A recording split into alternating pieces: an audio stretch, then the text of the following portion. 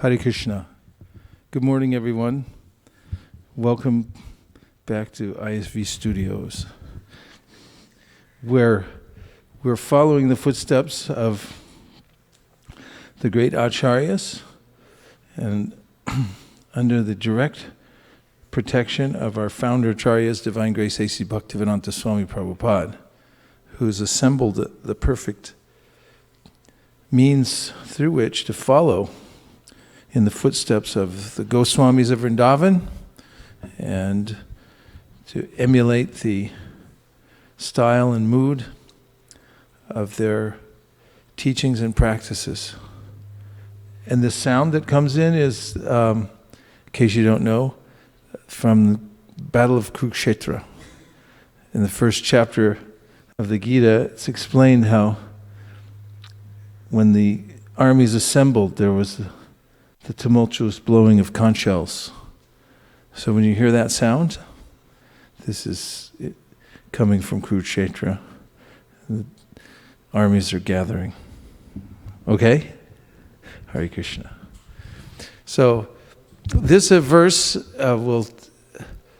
we'll have put up on in the next few days on a PowerPoint. We're going to be collecting a few extra verses to chant before classes, and this is one of them. And we'll read the translation first together from the Chaitanya Charitamrita 22.126. Let's read together. Maharaj Parikshit attained the highest perfection, shelter Lord Krishna's lotus feet, simply by hearing about Lord Vishnu. Shukadev Goswami attained perfection simply by reciting Srimad Bhagavatam. Prahlad Maharaj attained perfection by remembering the Lord. The goddess of fortune attained perfection by massaging the transcendental legs of Mahavishnu. Everyone together. Maharaj Prithu attained perfection by worshipping the deity, and Akrura attained perfection by offering prayers unto the Lord. Vrajangaji, Hanuman, attained perfection by rendering service to Lord Ramachandra, and Arjuna attained perfection simply by being Krishna's friend. Bali Maharaj attained perfection by dedicating everything to the lotus feet of the Lord.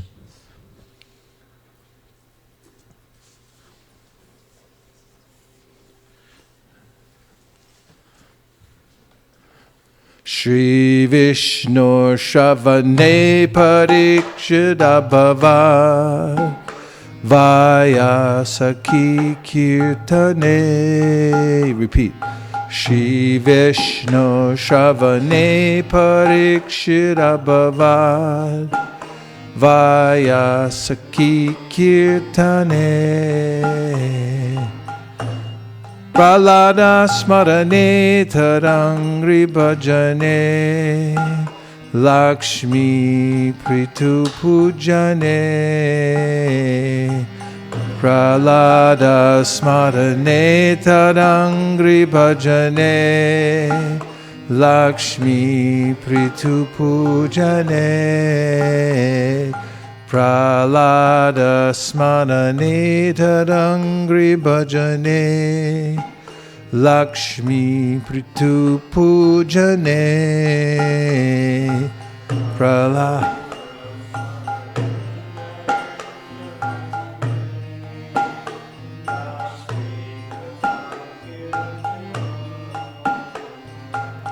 Akrurastva vibandane kapipatir dasyeta sakyarjuna.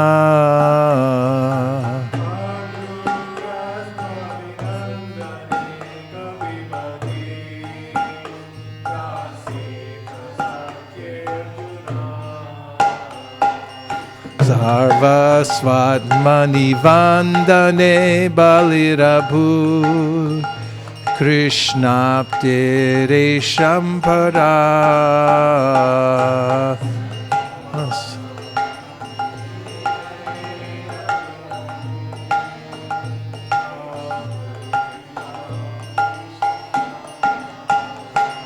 Sarvasvatmani vedane balirabhu Krishnaptire shampara.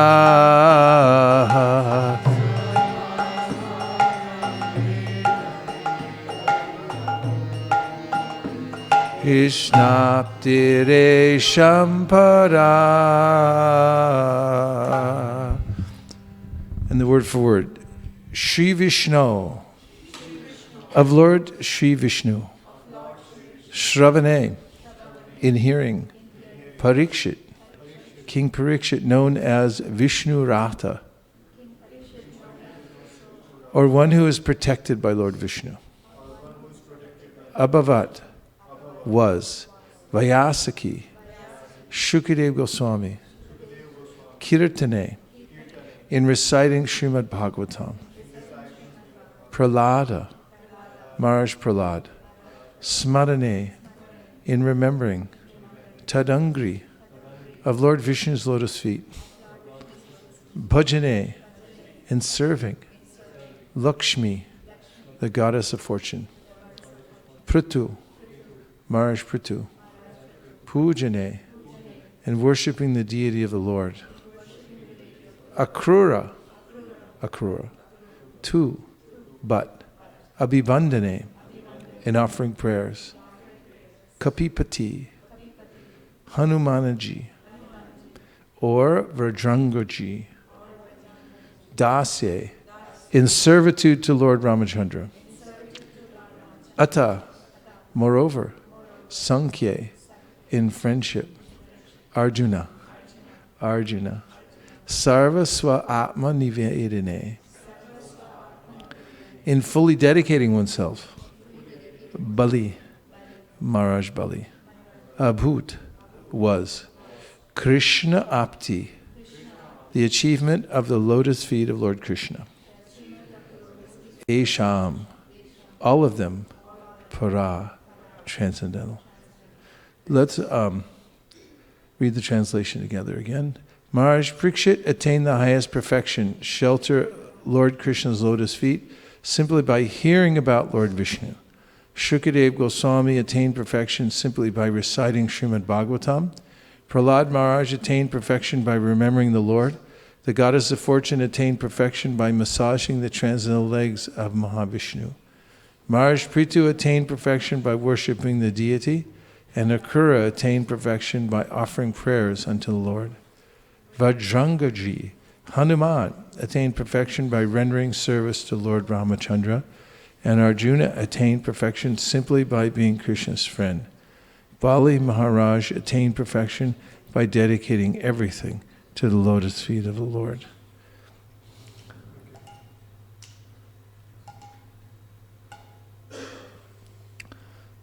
So in this verse, it's describing how even one of the processes of devotional service, out of how many? 9. Starting Shravanam, Kirtanam, Vishnu Smaranam, Parasevanam, Archanam, Vandanam, Dasyam, Sakyam, Atmani Vedanam. These 9. Out of all of them, if one simply becomes dedicated to one process, one can attain perfection.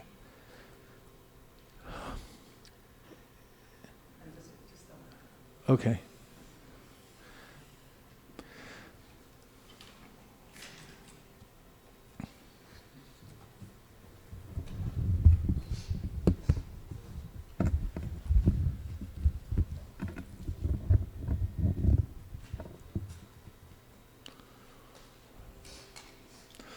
Jaya Radha Madhava Kunda Bihari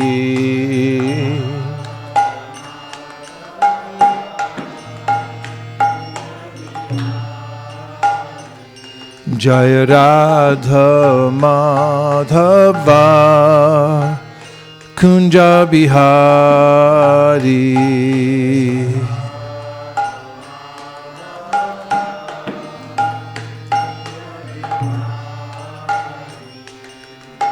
Gopi Janna Ballabha Girivaradhari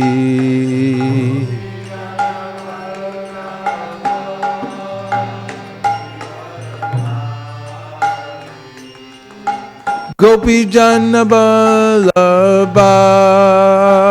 Girivaradhari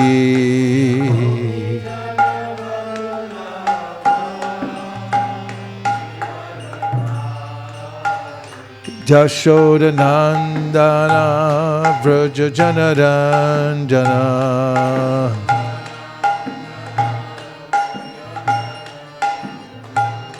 Jashodanandana Vraja Janaranjana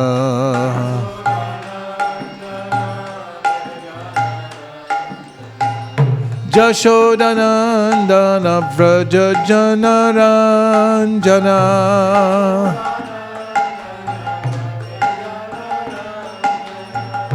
Jashodanandana Vraja Janaranjana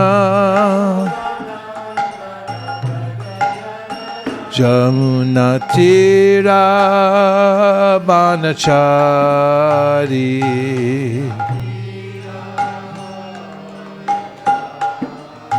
Jamunatira Banachari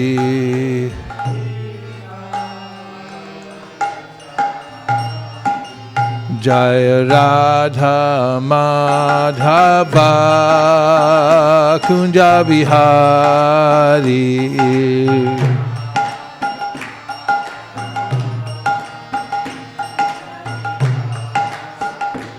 Jaya Radha Madhava Kunja Bihari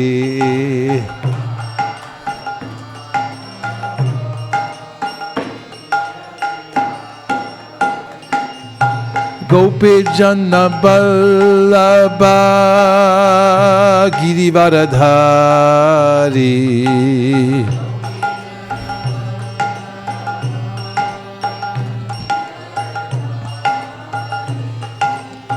Gopi Janna Ballabha Girivaradhari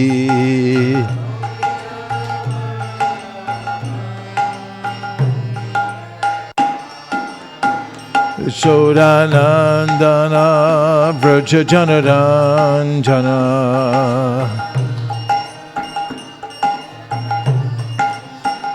Yashodanandana Vraja Janaranjana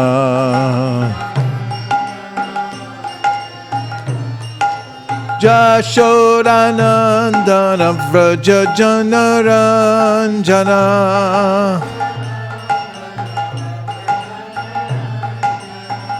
Jashodanandana Vraja Janaranjana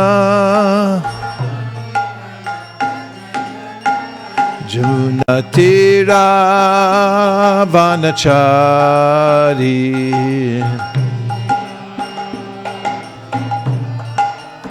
Jamunatira Vanachari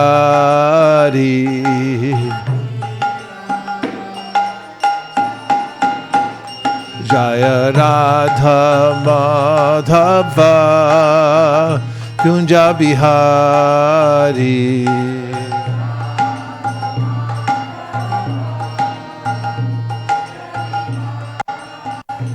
Jaya Radha Madhava Kunja Bihari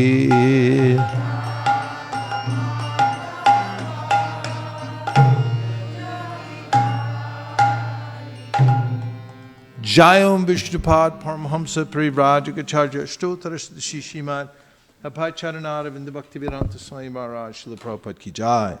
Jayam Vishnupad Paramahamsa Parivrajagacharya Ashtotaras Shishimat Srila Bhakti Siddhanta Saraswati Goswami Maharaj Ki Jai. Ananta Koti Vaishnavini Ki Jai. Namacharya Srila Haridas Thakur Ki Jai. Prem Zakaho Shri Krishna Chaitanya Prabhu Nityananda Shri Advaita Gadadhara Shivasari Gaur Bhaktivinoda Ki Jai. Shri Shri Radha Krishna Gokupinath Shamakund Radhakund Giri Govardhan Ki Jai. Shri Vrindavan Dham Ki Jai. Shri Mayapur Navadip Dham Ki Jai. Shri Jagannath Puri Dham Ki Jai. Tulsi Devi Bhakti Devi Ki Jai. Jamuna Devi Ganga Devi Ki Jai. Samveda Bhaktivinoda Ki Jai. All glories to the assembled devotees. All glories to the assembled devotees. All glories to the assembled devotees. Gaur Premanande Haribo.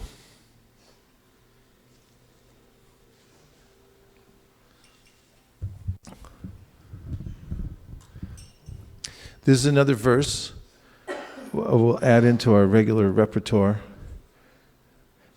I don't think you have to say regular repertoire, because when you have a repertoire, it means,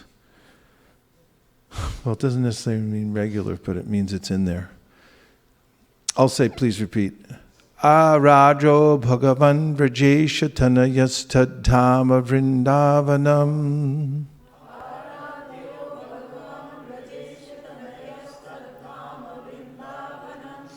Ramya Kachirupasana Vrajavadhu Vargenagvag Yakulpita.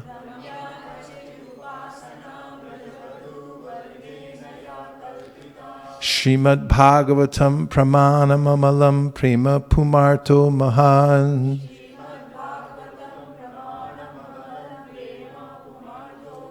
Shri Chaitanya Mahaprabhur Matamidam Tatradharana Para.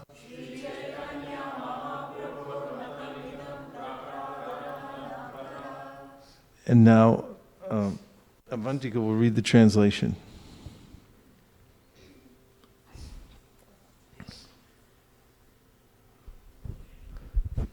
It'll be a dramatic reading. The Supreme Personality of Godhead, the Son of Nanda Maharaj, is to be worshipped along with his transcendental abode, Vrindavan. The most pleasing form of worship for the Lord is that which was performed by the gopis of Vrindavan. Srimad Bhagavatam is the spotless authority on everything, and pure love of God is the ultimate goal of life for all men.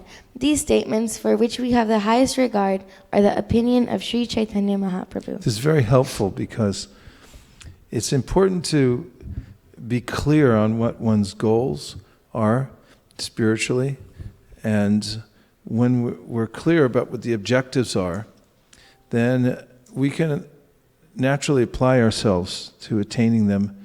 And there's a great deal of happiness and energy that's generated from working towards a worthy goal. And this condensation of the philosophy of Sri Chaitanya Mahaprabhu, which comes from the Chaitanya Manjusha, will help us to do that and remember what it is that is important in our practice. So the first thing is that Krishna, is the son of Nanda Maharaj, is worshipped along with his abode, Vrindavan. So we can focus our mind there on Krishna, who's the son of Nanda Maharaj. In fact, we'll find when Gopakumar goes back to the spiritual world, he's inquiring, where is the son of Nanda Maharaj? He has a father, he has a town, he has a house he lives in, and so forth. And just as everyone here has had the experience of seeking out a particular friend and going to a particular town, in a similar way, when we have clear information about Krishna, the Supreme Personality of God, the ultimate goal of life, then we can apply that same principle and search him out, find out about him. And also it's notable that Krishna and his abode are the same. There's no difference between Krishna and his abode. It's the internal energy, and it's directly expanded from Krishna himself. Whereas the material energy Krishna calls binna, it's separated, my separated energy. Whereas his internal energy in the spiritual world is non-different from him. So the second thing is talking about the mode of worship. We might ask, there are various ways to worship God, but this is the opinion of Sri Chaitanya Mahaprabhu as mentioned in this verse, Sri Chaitanya Mahaprabhu Matamidam. These are the opinions of Chaitanya Mahaprabhu, for which we hold in the highest regard. So then he says, Ramya Kachit Upasana. What is that upasana? Rajavidu Vargena Vakalpita.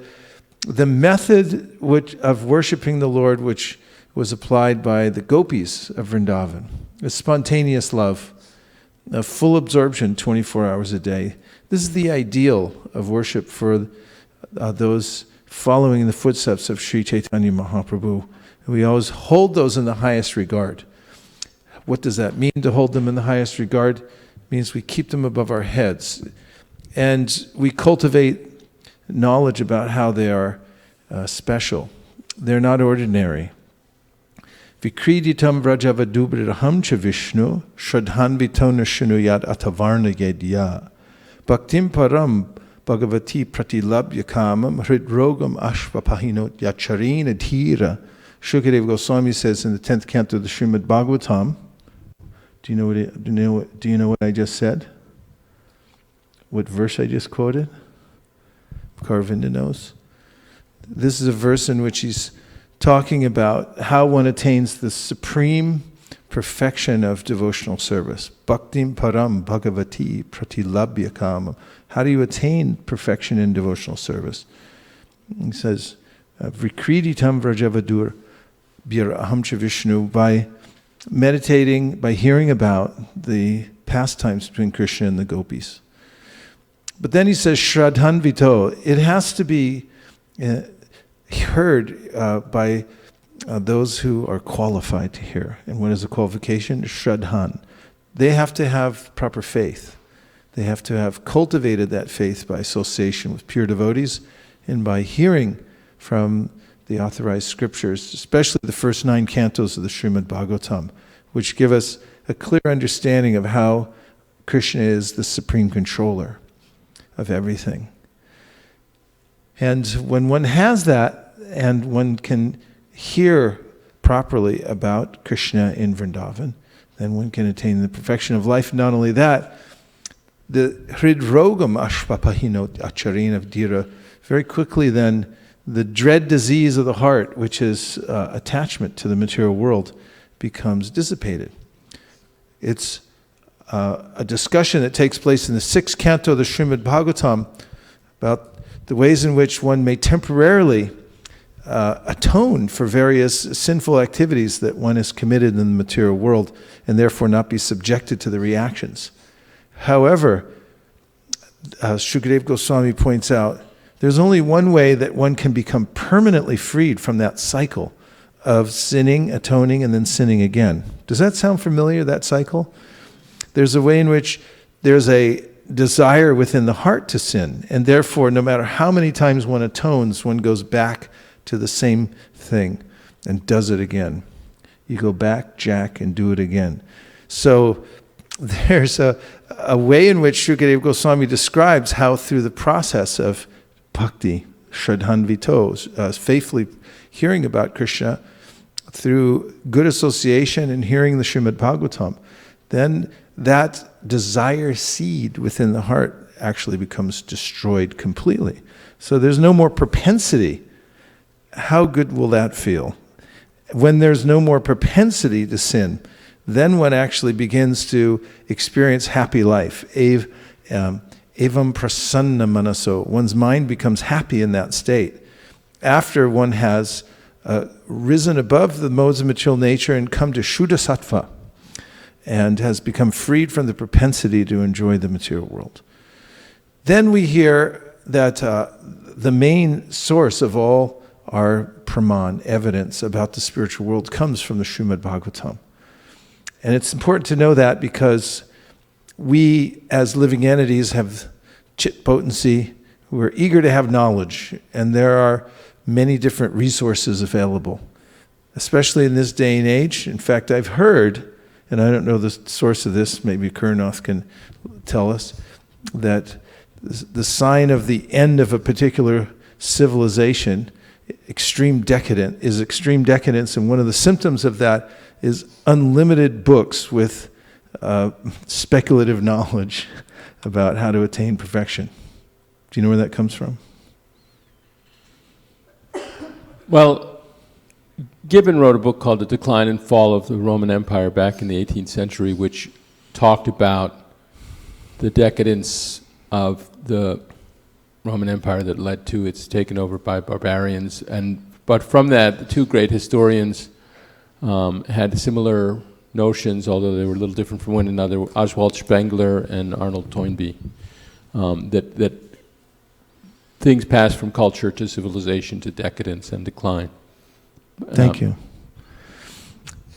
And it's also mentioned in our Shastras that one should not become a bookworm and take in knowledge just for the sake of taking in knowledge, but one should be deliberate in cultivating knowledge that will assist one in coming to the perfection of life.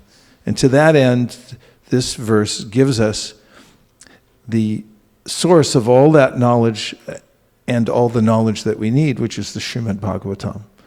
And if one dedicates oneself to getting a PhD in the Srimad Bhagavatam, or in every chapter of the Bhagavatam, or every verse in the Bhagavatam, then one will be well served in knowing what is the spiritual world and how to proceed there and how to worship Krishna in the proper way.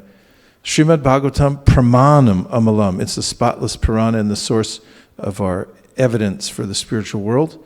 And Prema Pumarta Mahan, here it is, the goal of life, is to attain love for Krishna. Prema. And Sri Chaitanya Mahaprabhu Matamidam. This is the opinion of Chaitanya Mahaprabhu. So if you want to know what his opinion is, here it is. And these are the truths that he held to be essential for one to advance in pure devotional service. So let's say it all together. Arajo Bhagavan Vrajesha Tanayasta Dhama Vrindavanam Ramya Kachidupasana Vrajavadu Varkina Vakalpita Srimad Bhagavatam Pramanam Amalam Prema Pumarto Mahan Shri Chaitanya Mahaprabhu Matamidam Tatradara Napara. Om Namo Bhagavate Vasudevaya. Om Namo Bhagavate Vasudevaya. Om Namo Bhagavate Vasudevaya. Narayanam Namaskritya Naram Chaiva Narottamam Devim Sarasatim Vyasam Tato Jayamudiraye. So today we're going to read from the Srimad Bhagavatam, beginning with the 7th canto, 1st chapter, and the first verse. And in this verse, 7:1:1, the king, Parikshit, is asking a question to Shukadeva Goswami. And we know already that when one is privy to a conversation between liberated souls, one's in a good position. Because by hearing the questions and answers of those who are interested only in Krishna and who are liberated beyond the three modes of material nature, then one can obtain the perfection of life. One can obtain the perfection of life by hearing this conversation. This is the best kind of hearing. And this is what it means this is what it means by revealed scripture. So the first verse is as follows. Shiraju Vacha Samak Priya Suradid Brahman Bhutanam Bhagavan Swayam Indrasyarte Katam Daityan Avadhid Vishamo Yata. King Parikshit inquired, my dear Brahmana, the Supreme Personality of Godhead, Vishnu, being everyone's well-wisher, is equal and extremely dear to everyone. How then did he become partial, like a common man, for the sake of Indra, and thus kill Indra's enemies? How can a person equal to everyone be partial to some and inimical to others? Srila Prabhupada's purport. In Bhagavad Gita 9:29, the Lord says, Samoham sarvabhuteshu nami dvesho stinapriya. I'm equal to everyone. No one is dear to me, nor is anyone my enemy. In the previous canto, however, it has been observed that the Lord sided with Indra by killing the demons on his account. Hataputra diti shakra parshni grahena vishnuna. Therefore, the Lord was clearly partial to Indra, although he is the super soul in everyone's heart. The soul is extremely dear to everyone, and similarly, the super soul is also dear to everyone. Thus, there cannot be any faulty action on the part of the Supersoul. The Lord is always kind to all living entities, irrespective of form and situation. Yet he took the side of Indra just like an ordinary friend. This was the subject of Parikshit Maharaj's inquiry. As a devotee of Lord Krishna, he knew very well that Krishna cannot be partial to anyone. But when he saw that Krishna acted as the enemy of the demons, he was somewhat doubtful. Therefore, he posed this question to Shukadeva Goswami for a clear answer. A devotee cannot accept that Lord Vishnu has material qualifications. Maharaj Parikshit knew perfectly well that Lord Vishnu, being transcendental, has nothing to do with material qualities. But to confirm his conviction, he wanted to hear from the authority, Shukadeva Goswami. Srila Vishwanath Chakravarti Thakur says, Samasya Katam Vaishamyam. Since the Lord is equally disposed toward everyone, how can he be partial? Prayasya Katam Ashureshu Pritya Bhavaha. The Lord, being the Supersoul, is extremely dear to everyone. Why then should the Lord display unsympathetic behavior toward the Asuras? How is this impartial? Suridascha Katam Teshashau Hardam. Since the Lord says that he is Suridam Sarvabhutanam, the well-wisher of all living entities, how could he act with partiality by killing demons? These questions arose in the heart of Parikshit Maharaj, and therefore he inquired from Shukadeva Goswami. And now we'll look at the Bhagavad Gita 929, because this is a purport that is extremely enlivening to hear. And it's quoted in this purport. Samaham sarvabhuteshu name dveshosti na paryaha ye bhajanti tumam bhaktya maite teshu chapyaham. I envy no one, nor am I partial to anyone. I am equal to all. But whoever renders service unto me in devotion as a friend is in me, and I am also a friend to him. Srila Prabhupada's purport. One may question here that if Krishna is equal to everyone and no one is his special friend, then why does he take a special interest in the devotees who are always engaged in his transcendental service? But this is not discrimination, it is natural. Any man in this material world may be very charitably disposed, yet he has a special interest in his own children. The Lord claims that every living entity, in whatever form, is his son, and so he provides everyone with a generous supply of the necessities of life. He's just like a cloud which pours rain all over, regardless of whether it falls on rock or land or water. But for his devotees, he gives special attention. Such devotees are mentioned here. They are always in Krishna consciousness, and therefore they are always transcendentally situated in Krishna. The very phrase Krishna consciousness suggests that those who are in such consciousness are living transcendentalists situated in him. The Lord says here distinctly, Maite, they are in me. Naturally, as a result, the Lord is also in them. This is reciprocal.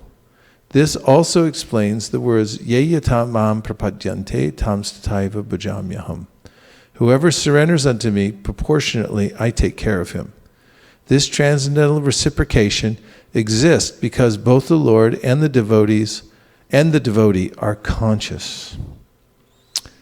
When a diamond is set in a golden ring, it looks very nice. The gold is glorified, at the same time the diamond is glorified. The Lord and the living entity eternally glitter, and when a living entity becomes inclined to the service of the Supreme Lord, he looks like gold. The Lord is a diamond, and so this combination is very nice. Living entities in a pure state are called devotees. Living entities in a pure state are called devotees. The Supreme Lord becomes the devotee of his devotees. If a reciprocal relationship is not present between the devotee and the Lord, then there is no personalist philosophy. In the impersonal philosophy, there is no reciprocation between the Supreme and the living entity. But in the personalist philosophy, there is. The example is often given that the Lord is like a desire tree, and whatever one wants from this desire tree, the Lord supplies.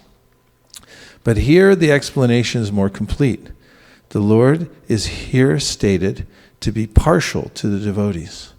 This is the manifestation of the Lord's special mercy to his devotees. The Lord's reciprocation should not be considered to be under the law of karma. It belongs to the transcendental situation in which the Lord and his devotees function. Devotional service to the Lord is not an activity of this material world. It is part of the spiritual world where eternity, bliss, and knowledge predominate. So this important question comes from Parikshit Maharaj, because it seems that Krishna has favored the demigods. And this is an important philosophical point. As Krishna himself says, Samaham sarvabhuteshu, I'm equal to everyone. And then, of course, he says in this very verse that I'm especially inclined to those who surrender to me, but he says it's because when they surrender to me, they live within me. So, as this chapter unfolds, we find various ways in which the Lord is not actually partial, because he is not subject to the control of the three modes of material nature. In the Bhagavad Gita, Krishna says, Icha dvesha samutena dvandva mohena bharata sarva bhutani sammoham sarge yanti parantapa. That those who are born into this world of the material energy, that is the soul that's being born into the material world, is overcome by the dualities of desire and hatred. And this is due to material vision. So the Lord doesn't have that. So how is it that he sides with Indra? That's the question that's coming up. How does it seem that he's siding with Indra? And the answer comes that when we see partiality in Krishna, our vision is being affected by the external energy. So there's some proofs giving in the chapter that Krishna is impartial and also transcendental to the modes of material nature. And so here are three of them that are given. One is that all of the enemies of Krishna who approach him for nefarious purposes attain salvation when they're killed by him. So this is a very strong proof, because in the material world, normally people want to annihilate their enemies and hope the worst for them. And on the transcendental level, when those who are enemies of Krishna attack him, or even try to kill him in various ways, like Putana did by putting poison on her breast, what is the result? They become benefited. Krishna forgets about the attack, and he only sees that they were absorbed in thinking of him. Or, as in the case of Putana, a very particular case that's brought up again and again throughout the Srimad Bhagavatam, and that is that she disguised herself as a mother and then approached Krishna to kill him. And Krishna just said, "Oh, she came as my mother." So he took that part and he didn't consider the poison part. We've seen also how people sometimes imitate the devotees. There's one devotee named Sudama who wasn't named Sudama at the time, but he was just a prankster. And for Halloween, he dressed up as a devotee in Hawaii. And lo and behold, when he went downtown with his friends to have fun, all dressed up in costumes, the real Hare Krishnas were there. So he decided to take it a step further and jump into the Hare Krishna kirtan party and pretend like he was a Hare Krishna, because he was already dressed up like one for the Halloween celebration. And because he was such an extreme personality, to impress his friends, he took it even one step further. He went home with the Hare Krishnas, jumped in the van and went back with them. So he came back after some time, But that was the beginning of the end for his material life. Later on, when he was on the East Coast going to university, he met some devotees on campus, and he had a glimmer of interest because he had already had some exposure to Krishna. And this is one of the qualities of Krishna that's mentioned throughout the Srimad Bhagavatam, and in our movement following Sri Chaitanya Mahaprabhu, we talk about this frequently, about the ways in which when people come in contact with Krishna, the holy name, with the Sankirtan movement, even unintentionally or even unwillingly, they become purified because of coming in contact with Krishna. So Krishna is an equal opportunity purifier, and anyone who comes in contact with him becomes purified, except, as we'll find in this chapter, those who are Mayavadis. They try to do away with his personality altogether. An example is given near the end of this chapter also of King Vena. Remarkably, because of his extremely demoniac mentality and the way in which he didn't acknowledge Krishna whatsoever. Therefore, he wasn't really thinking of Krishna in an inimical way as Kamsa was. Vena is counted as among those who didn't get any benefit. And similarly, the Mayavadis, because they say that Krishna doesn't exist, ultimately. They don't get the same benefit as demons like Kamsa or Putana got when thinking of Krishna inimically, or Shishupal or Dantavakra, who were born with the propensity to criticize Krishna. Of course, they were at the end of their 3 sets of lifetimes as Jai and Vijay, who had got cursed by sages to come to the material world, as Shishupal and Dantavakra. And when they were born, they had a predilection towards criticizing Krishna, even as babies. When they started to talk, the first words that came out of their mouth were blasphemy against Krishna. And they thought of him constantly throughout their lifetimes. And they attained ultimate liberation. And this is a remarkable incident that takes place. So the first thing is that Krishna's enemies attain salvation when they're killed by him. The second is that everyone who deals with the Supreme Personality of Godhead gradually acquires the qualities of the Lord. So in this way, Krishna is known to be a touchstone. And Nama Chintamani Krishna's Chaitanya Rasa Vigraha Purna Shudho Nityamukto Binatvan Nama Namino. Krishna and his name are non-different, correct? Say yes. And so this verse describes how Nama Chintamani Krishna, his name, which is the same as Krishna, is a touchstone or a philosopher's stone. Means that whatever you touch with that stone transforms. So Krishna is transformative.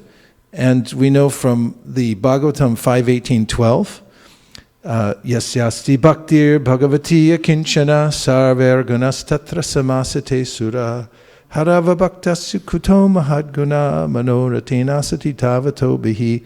That anyone who is in contact with Krishna will naturally develop the good qualities, the qualities that are better than even the devas, according to our acharyas.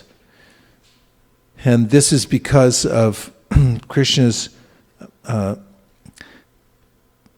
transformative quality, and that's available for everybody. Anyone who comes in contact with Krishna and thinks of him, even inimically, becomes purified and develops good qualities.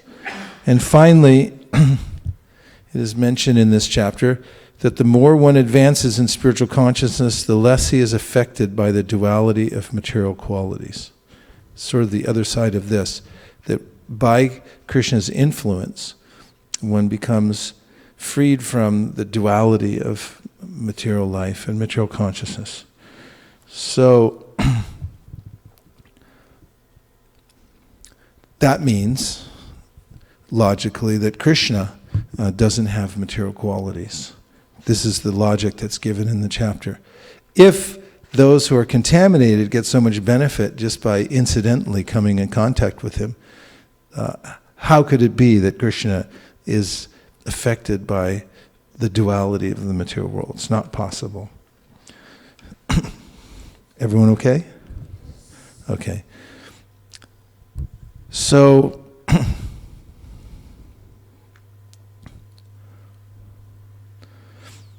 and the next point that is made in this chapter is that envy and friendship, the kind of friendship we make in the material world for our own purposes, is the sign of imperfection. A devotee who is perfect sees living entities in an equal way. Vidya vinaya sampane brahmane gavihastani shuni chaiva shupakecha pandita sarmadarshina. And that is that the person who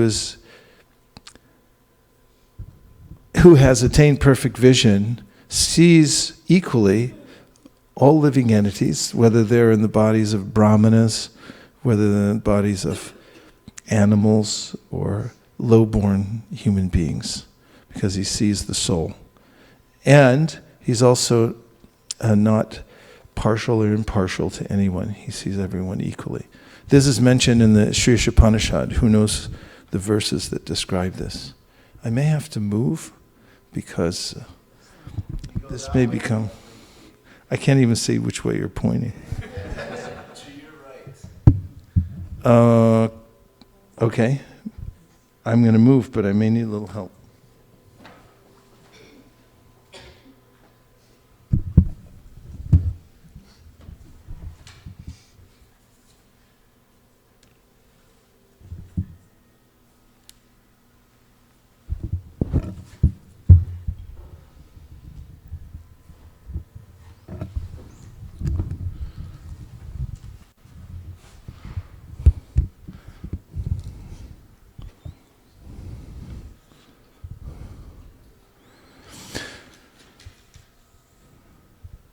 So the two verses I'm thinking of are in the Sri Upanishad, 6 and 7. Especially the verse in which it is said that Yasmin sarvani bhutani atmaivad bhut vijanataha tatra ko mahaka shoka ekatvam anupashyataha.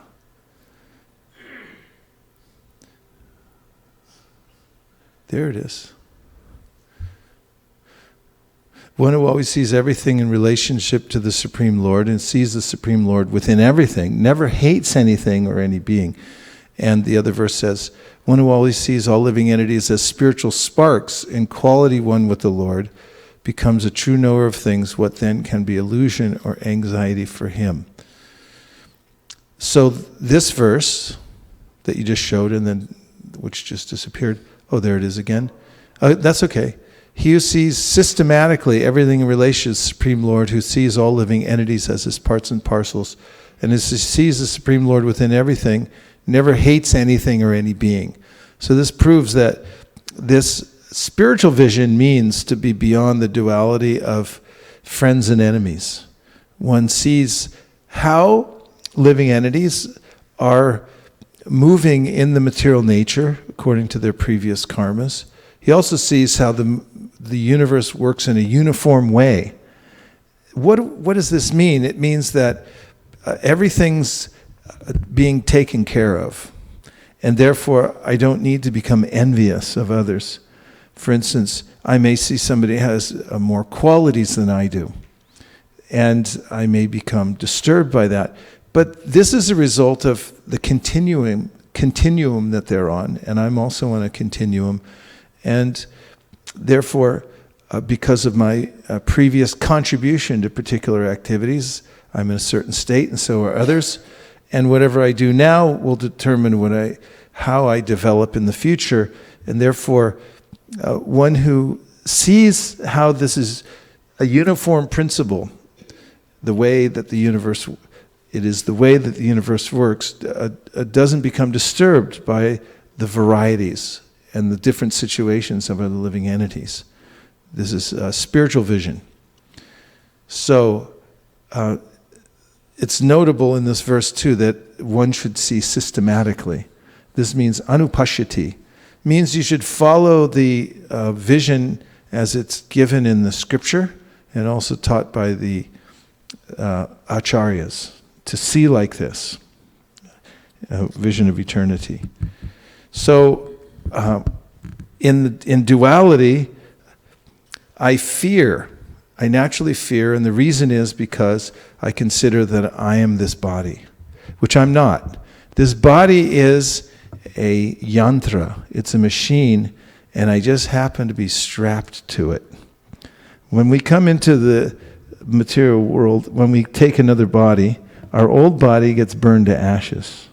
Vayura nilam amritam, atedam bashmantam shariram, om kratos smara, kritam smara, kratos smara, kritam smara. Let this temporary body be burned to ashes, and let the air of life be merged with the totality of air. Now, my Lord, please remember all my sacrifices, and because you are the ultimate beneficiary, please remember all that I have done for you.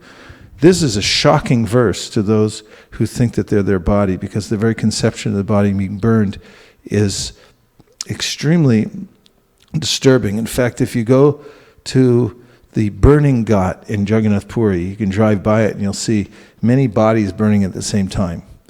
When I was a very young, enthusiastic brahmachari, I thought, this is great, I'm going to take pictures. And I brought them home to show my mom of half-burned bodies. She said, please never show me this kind of thing again. She was immediately repulsed, and perhaps wasn't the best strategy for presenting Krishna consciousness. But it's rather shocking to see, for instance, a friend or a relative who you're interacting with, than to suddenly be being lapped up by flames and being burned to ashes. There's almost a visceral reaction that one will have, thinking, no, don't do it. And this is what I mentioned earlier in the Srimad Bhagavatam that's addressed in the first 9 cantos, that one has to become freed from the bodily conception of life, which is altogether illusory.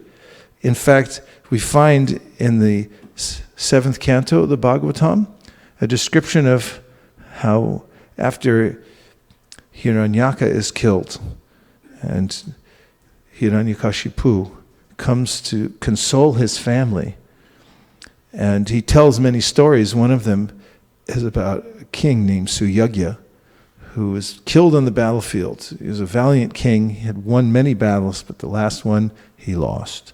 And he fell to the battlefield covered with dust, biting his lip to show his valor, his limbs broken. And his queens gathered around him and lamented, clutching his body and wailing into the approaching night air. And Yamaraj heard their cries and realized their situation, which was interesting, because at the time there was a way in which when a king or a husband would die, then the wife would also enter into the funeral pyre. Because as Prabhupada describes, at that time, the wife would consider it less painful to enter fire than to suffer the separation of her husband. Things have changed. So, however, they were holding on to his body and wailing, partly because it's such a shocking thing when one's beloved dies, especially it's a king and one's a dependent. And then there's the added feature that one may be expected to enter within the fire soon afterwards. So there's a sudden change of events, and these kinds of things happen all the time in the material world, and then whatever one had, whatever one thought one had, then becomes suddenly in peril. So they were crying, and Yamaraj heard them from his abode and realized the situation, and then he appeared there in the form of a 5-year-old boy. And when he approached them, he said, "Why are you crying?" And they said, "Because the king is dead and gone, our husband. He said, I think you're mistaken because I see him sitting right here. And they said, no, you don't understand. The little boy said, no, you don't understand. And they said, who are you? He said, I'm Yamaraj. I've come to teach you something, and that is that you never saw your husband. All this time, you were interacting with this body, and you thought this is our husband, the king. But now you say he's gone, and okay, he's gone, but the body's still there, the same eyes, same hands, same legs. And therefore, the principle of the soul is subtle, and that's disappeared, and you never saw it. So one has to become acquainted with this. Otherwise, one's in abject illusion here in the material world, as described in the Bhagavatam. Bhayam dvitiya binibeshita syad ishad apetasya viparyayo smriti tan mayato tam buddha abhajit tam bhaktyayika yesham gurudevatatma. The Kavi Yogendra says that fear arises, bhayam. Everyone say bhayam. Bhayam, fear arises when one thinks, I'm this material body. That's the main problem that we have. And we mostly identify with the mind, because the mind is the reservoir of all kinds of ideas. And by identifying with the mind, we become displaced from our actual, from knowledge and from our constitutional position. Someone may be sitting in the room with one's loved ones under a very nice roof and in a nice safe neighborhood and house, and they may be watching the television. People don't watch television anymore. They're probably watching on their phone something. Streaming, live streaming.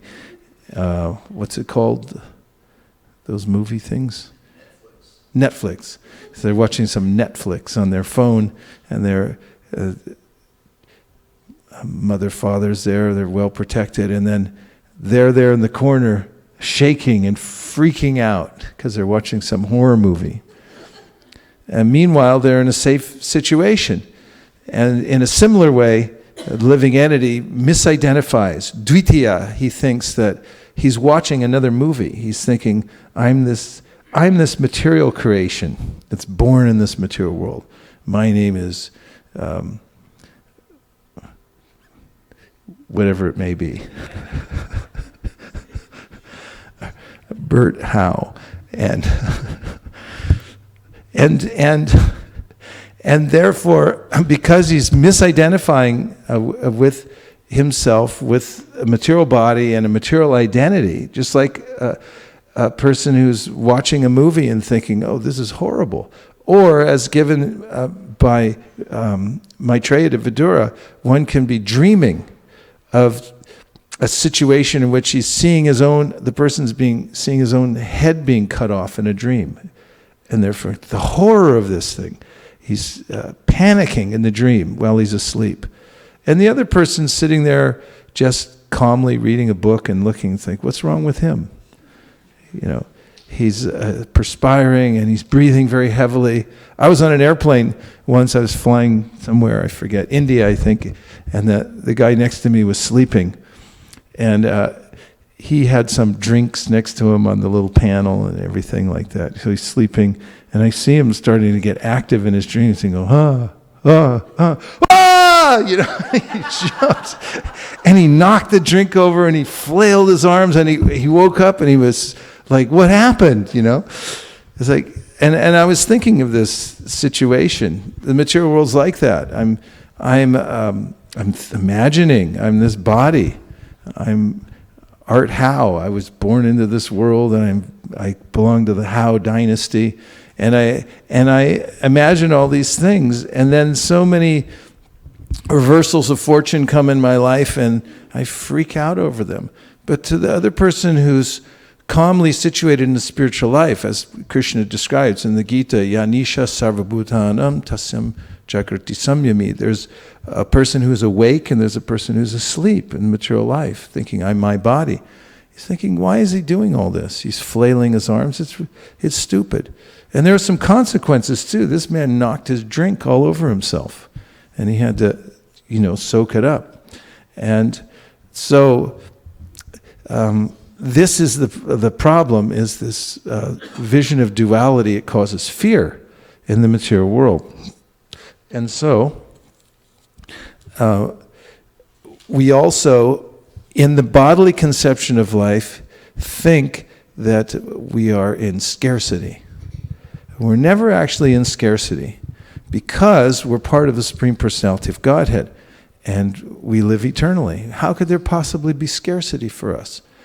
But by the identification with the material body, my worldview is that I have to survive. I could die at any minute, and I have to take away scarce resources from others before they take them from me. I have to protect myself. So many ways in which people speculate how to protect themselves. Now, big conversations going on, how to protect ourselves from other countries, other people who have a fetish for guns, and things like that. There's all kinds of ways, speculations, how to protect in this material world. I'm constantly in this kind of anxiety for this. And also, if I don't get enough, then I won't survive. And I'll starve or I'll be left destitute. So this is born of misidentification with the material body. But the Lord is different. Krishna's different. He never comes under this illusion, and he doesn't need anybody's help. Of course, even as living entities in our pure spiritual identity, we're dependent on Krishna. As the Shastra says, Nityo Nityanam, Chaitanas Chaitananam, Ekobahunam Yovidhati Kaman. That there are a plurality of eternal living entities, but one of them is the chief. And he's the protector and the maintainer of all the others.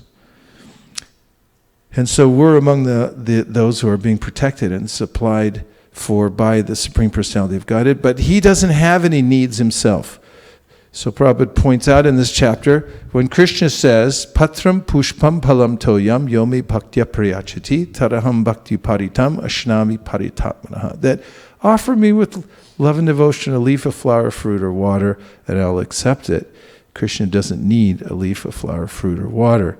However, he does enjoy receiving from his dependent parts and parcels the offerings of love. Therefore he says bhaktya 3 times in that verse. And this is Krishna's position. So now, before I take some reflections so we get the energy moving, there's a description of how it is, because I haven't really come to this point, that it seems that Krishna is partial. He does seem to protect Indra and so forth. So there's a very elaborate description given in this chapter of how it appears that Krishna is partial, even though he's not. And that has to do with the 3 modes of material nature, and the way that the 3 modes of material nature are controlled, which is through the energy of time. Time is non-different from Krishna, but at the same time it's one of his energies that he doesn't take complete responsibility for. So here's the explanation given by Shukadeva Goswami, and that is that each individual living entity has their own karma, and that is generated because of one's own volition. One acts in a certain way and gets a certain result here in this material world. And that's our business. Nobody else forces us into that. But we enter into that realm of karma, and therefore we are subjected to its laws, to karma's laws. And those are manifested in 3 modes of material nature: goodness, passion, and ignorance. And they all have their various qualities. So, when the modes of material nature move in various ways. You could say they're churning. And Krishna describes this in the Bhagavad Gita in the 14th chapter, how they're always fighting for supremacy.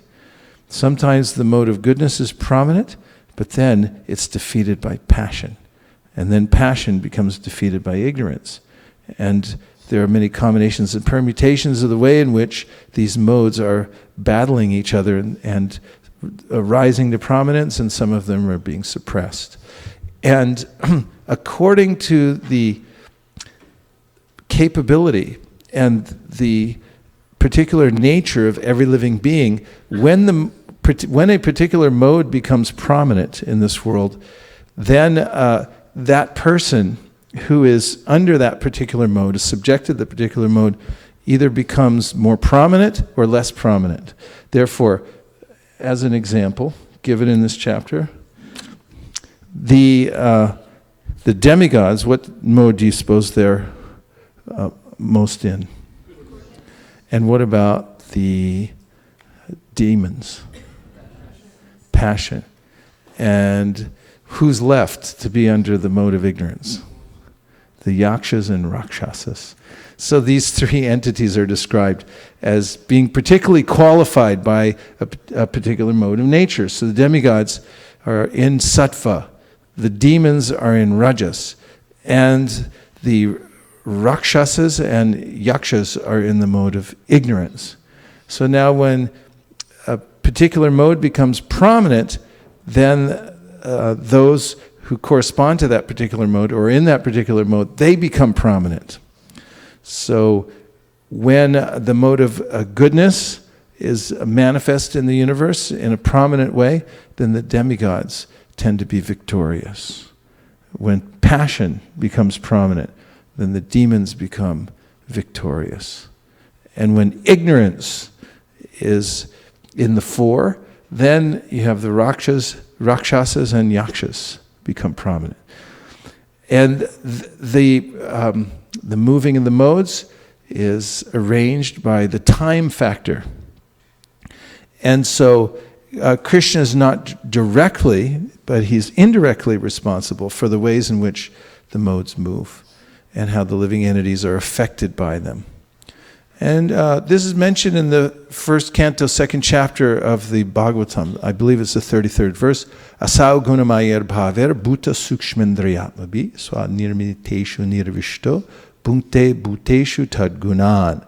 And that is when the living entity gets a particular body according to his karma, then the Lord enters within the heart of that living entity, and through subtle influence then helps that living entity to enjoy or suffer according to the prominence of the modes of nature that are available, that are present at the time. And that's how the living entity experiences its existential existence, is because of the control of these three modes of material nature. And that's why sometimes demigods appear to be victorious, and other times demons appear to be victorious. It's because of the movement of the modes, and because of their particular qualification in those various modes. But it's not because of the Lord's partiality. Now we'll take some reflections. Yes?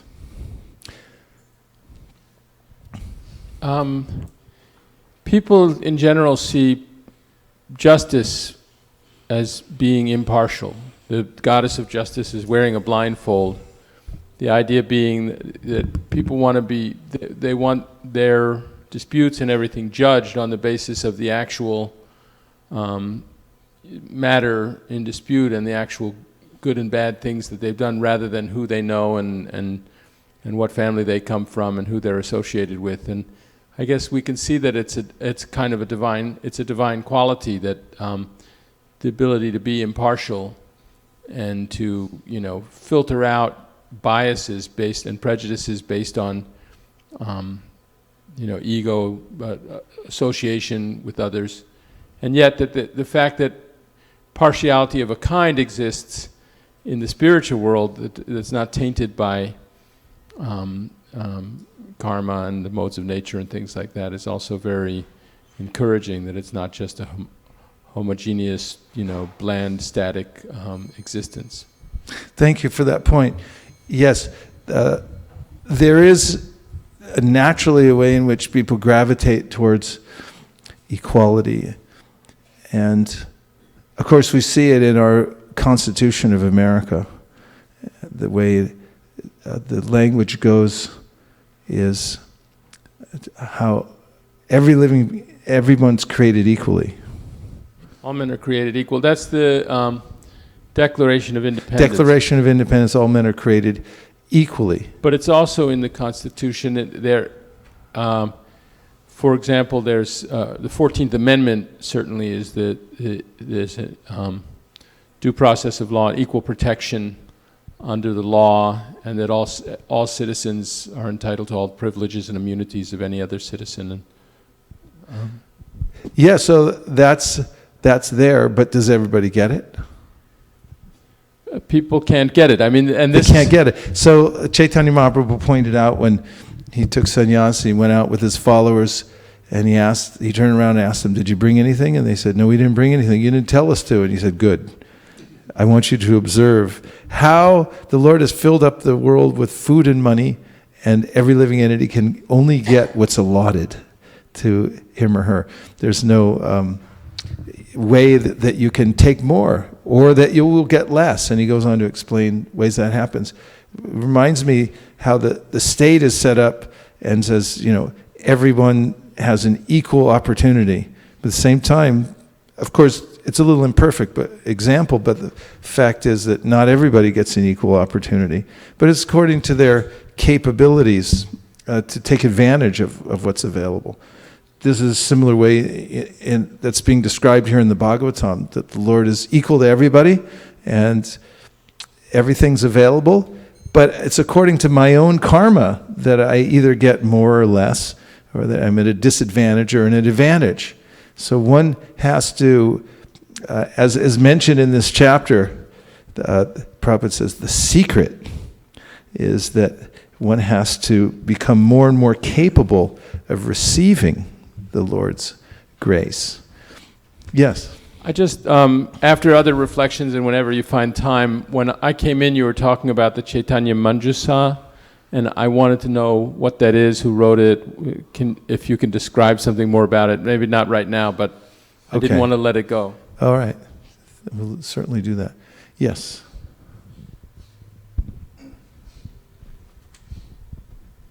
Hare Krishna. Maharaj, the statement that you were explaining the story of Yamraj, you never saw your husband, is such a true that we sometimes see so many living entities, but we just see the external body. We never saw the soul that is residing that. So that statement resonating in my mind, that you never saw your husband. Similarly, that we never saw so many, maybe our colleagues, maybe our whom we are interacting every day. That's a big oversight. I mean, I'm living this whole imaginary life, and I'm interacting in such a way, and at least seeing other people. I don't even see myself. I'm looking in the mirror, how do I look? And everything like that. It's like, that's not you. You missed the point. You missed the boat. You missed everything. And this is quite shocking, that one could then go on to develop an entire civilization based on this idea. But it's faulty, because the original idea is that I'm the body. So coming back to a clear understanding of who I actually am is essential for one to be happy and peaceful. And as Akurnath Prabhu was bringing up this point about the way in which we hanker for equality, Krishna mentions this principle throughout the Bhagavad Gita in various places. He talks about how actually those who are closer to seeing the truth, because they're in sattva gun, they see things equally. They see living entities equally. When you start getting in the mode of passion, you see individual entities and their own, and you see them as disparate. And when you're in the mode of ignorance, you really don't see anything. You just have a miserly existence trying to survive. And there are many ways in which we can show how people considered an ideal to be equal.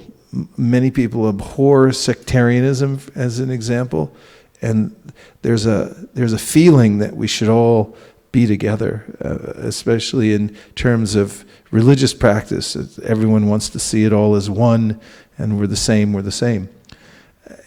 And this is true. This is actually the truth of the matter. There is one religion, that is to, as Chaitanya Mahaprabhu pointed out, to develop love for God.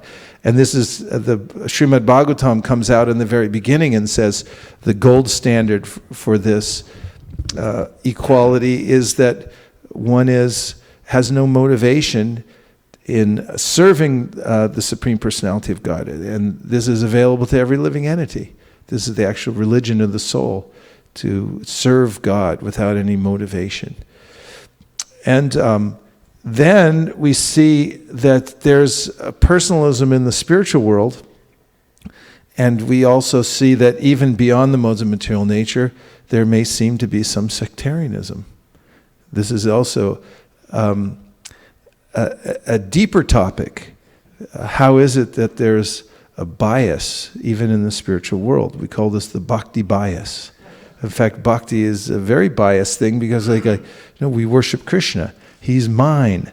And there are, even in the spiritual world, there's a description of sectarianism. Even in Krishna's own planet, there are different camps, gunas. Everyone gravitates to their own group. We serve Krishna in this way, they serve Krishna in that way.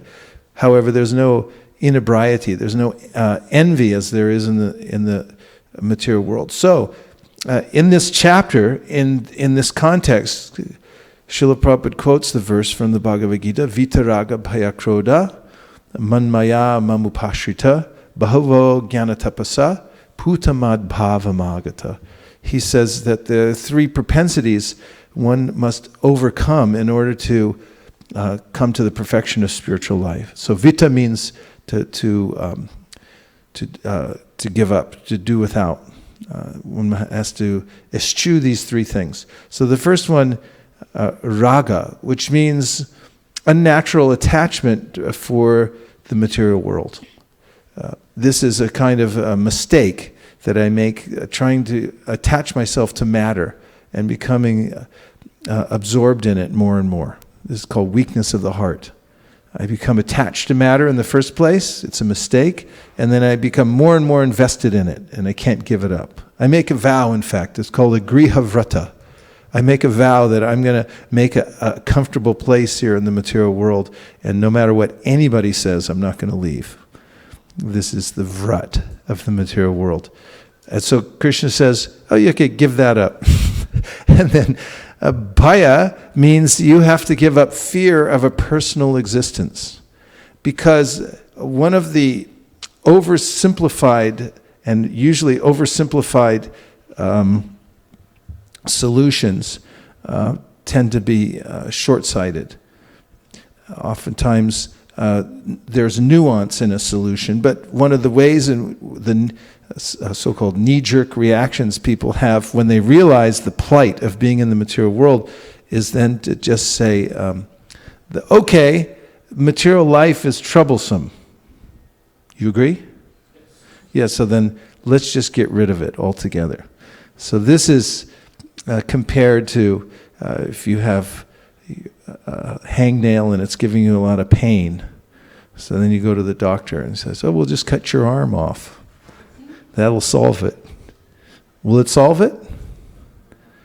Well, it might. I mean, your hangnail, but of course then there's all the kinds of other issues like phantom pain and things like that, even when your arm's not there. So you're probably right. But that's the idea of the voidus and the impersonalists. And then material life seems to be the opposite of this idea of unity and peace and so forth. There's no real shanti here. Therefore, I'll just have nothing. And that's my conclusion. So Krishna says, give that up too. It's not accurate. And the third thing he says is krodha. As we go anger because of frustration, that there are so many competing ideas for how to attain perfection in life. that one then becomes angry and says, none of them are accurate. Therefore, what I'll do instead is just invent my own path, which usually degrades into intoxication. And that's how I'll experience some kind of transcendence. And everybody knows that that's folly. So Krishna says, give these things up. So what's the answer? The answer is what Chaitanya Mahaprabhu taught, which is to find out the way that there is actually variety within the spiritual world, and that I have an individual relationship with Krishna, which is eternal, and that there's unity and diversity. He taught Achinta Bheda Bheda Tattva, that there's oneness but simultaneous difference. This is the perfect philosophy. It works all the time and in all times and places and circumstances. And so if one embraces this, then one can actually find the satisfaction and the real unity that one's looking for without giving up one's individual existence, which is our natural propensity because we're individuals. And we want to live eternally, and we want to love eternally. This is evidenced when we see the stories that we grew up with. Did your parents ever tell you stories when you were a kid? Say yes, or I'll start crying. So did any of them end up with they lived happily ever after? You know, even as a kid, I used to think, this sounds bogus to me, because I was starting to get a little suspicious. I was like, this doesn't sound right. I mean, Dad, how does that work? You know, somebody actually gets to live happily ever after? And this doesn't seem natural in this world. And so, where does it come from? If somebody is in the middle of the desert and finds a valuable coin, one might think, where did that come from? I don't see any other coins out here. You might have to think where it comes from. So when there's a natural propensity that comes out in the living entity and it's persistent, then one might start thinking, where does that come from? And the Bhagavatam answers that. It's our nature to want to live happily ever after. I saw written on the pavement near where I live in Burlingame, somebody wrote with a Sharpie on the ground, on the pavement, brand new pavement too, I must say. And there was a little heart, and inside the heart it said M plus M. And then outside the heart it said forever. And I was kind of feeling for the living entity who wrote that. It was probably a young boy or girl who was smitten in some kind of, had a crush on somebody and couldn't live without him, and just had to go out and express it and write on the sidewalk, M plus M, and they go home and they can't sleep and they're thinking about little Mikey and, and where does that come from?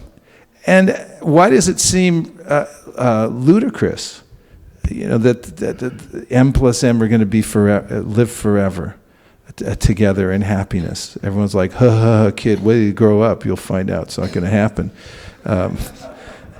But where does it come from nonetheless? It comes from the fact that we do have an eternal relationship with Krishna, but we're estranged from that.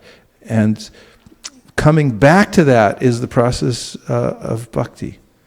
So, yes, other reflections, and we have some online. Question. Okay. Starting of the chapter, you mentioned the 3 points. That the first is how even the demons who get killed, they get liberation. So, but when later in Bhagavatam or Chaitanya Charitamrita, I don't know where I read, but we find that they go to the Brahman effulgence. Yes, that's explained in this chapter. Especially, of course, there are various answers, because there usually are. But the answer in this chapter, for instance, was Shishupal. Everybody saw it, that Shishupal, when he was killed by Krishna with his chakra, he left his body.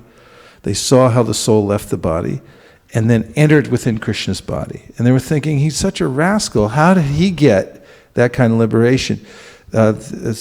merging into Krishna. But Prabhupada explains that actually that he entered into Krishna's body as a gateway to going back to his service in the spiritual world. So it depends on each individual case, but in the cases of those who are destined to go back to the Vaikuntha planets, they may merge into the body of Krishna as the gateway to going back into Vaikuntha in the spiritual world. My question is that, but not everyone gets that. Like that is only specific, like Putna or Sisupal. But most, like in general, it says that they go to Brahman, and then, as we know, that 10th canto, 2nd chapter, verse number 32, in which it says that Aruhe krichena param padam tada patanti adhunadriti smadangreya. Like they fall down again to the material world. So how it is that they are getting the everyone, and it's consistent with the theory I gave you in this chapter, which is that everyone has a particular qualification. And according to their particular qualification, their attitude, and the way they've developed in relationship with Krishna, then they have a particular destination. And some of them who merge into the impersonal Brahman, it's because that's their particular mentality. Then, of course, I think you were quoting the verse Yene Rivanvaksha, then as Prabhupada explains in the Bhagavatam, those particular living entities can't stay in that position.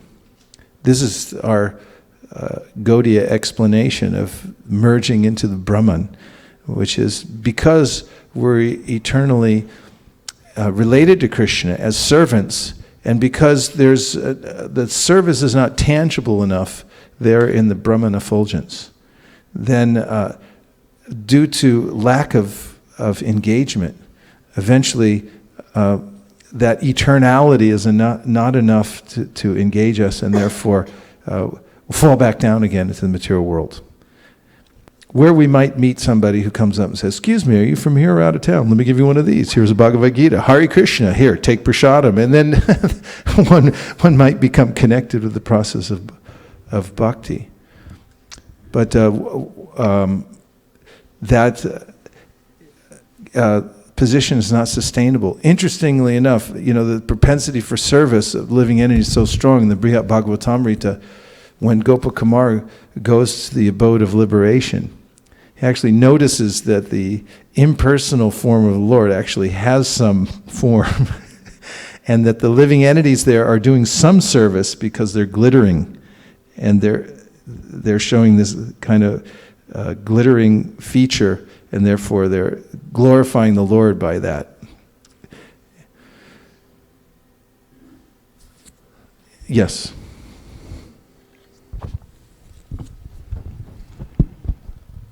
So this is from Rasika Shiromani Mataji. So hey, wait a minute. She's right here. Okay, go ahead. I like the statement Prabhu made that Krishna is an equal opportunity purifier. This gives us so much hope. Thank you so much, and it's so nice to have your association in ISV. Thank you very much. That's very touching. And one of my favorite verses in Prahlad Maharaj's prayers in the 9th chapter of the 7th canto is where he describes that Krishna is just like a desire tree. And it's a fascinating concept, the desire tree. I mean, think about it right now. If we announce that we have a desire tree outside. I mean, in fact, this happens all the time when you go to the Dom. You'll be with the locals there and they go, "That's a desire tree." And go, "Really?" It's like, "How do you know?" It's like, "We just know it. That's it. That's one over there." And then if I ever walk under it, I'm thinking, now what do I do? It's like, what am I supposed to ask for? It's like, "Please give me pure devotional service." Do you really mean it? Is that really what you desire? Or are you just saying that? It's a reckoning that one comes to when one meets a desire tree. And, that reckoning is, what do you really want? Do you really want to leave the material world? You may be engaged in some deity worship even, and then what if Krishna personally appears to you and then says, "Let's go back to Godhead right now"? It's like, I would, but my family, I got to go home at 6. So I'll be back tomorrow. It's like Vaidhi Bhakti, like, I'd like to go with you, Krishna, but I got a few loose ends to tie up here. here in the material world. Can't go right now. So what do we really want? What is that core desire I have within my heart?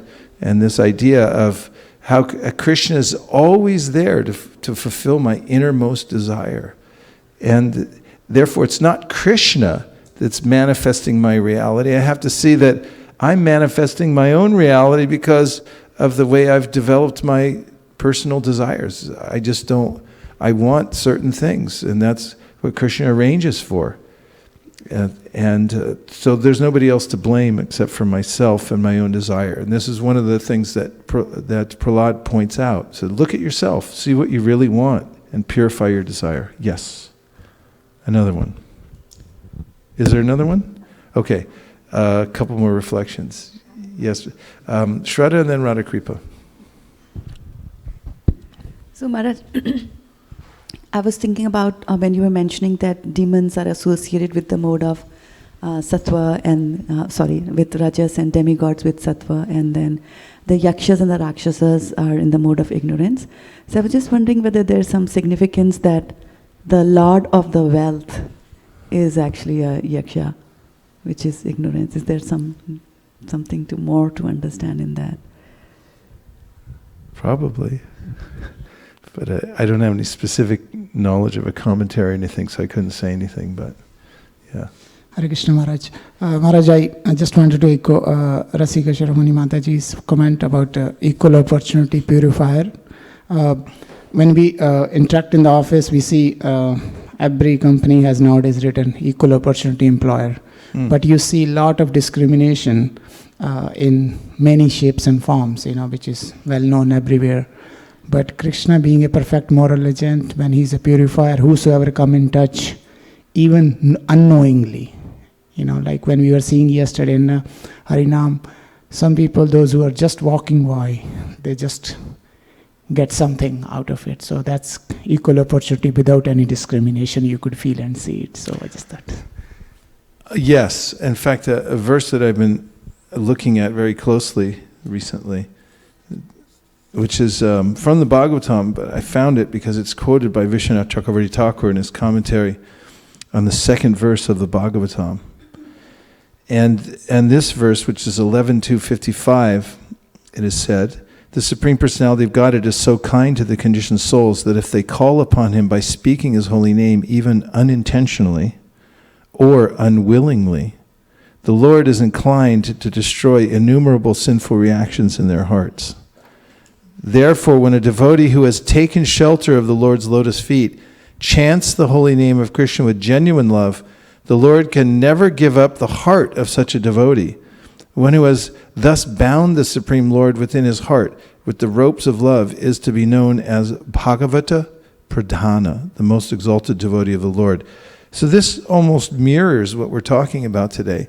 There's a way in which if one, and I like the wording in the verse, if one unintentionally chants Hare Krishna, this comes up in the Chaitanya Bhagavat when Gadadhar Das, not our Gadadhar Pandit that we're used to, but there's a follower of Lord Nityananda called Gadadhar Das, becomes incensed that the Qazi isn't allowing people to chant Hare Krishna.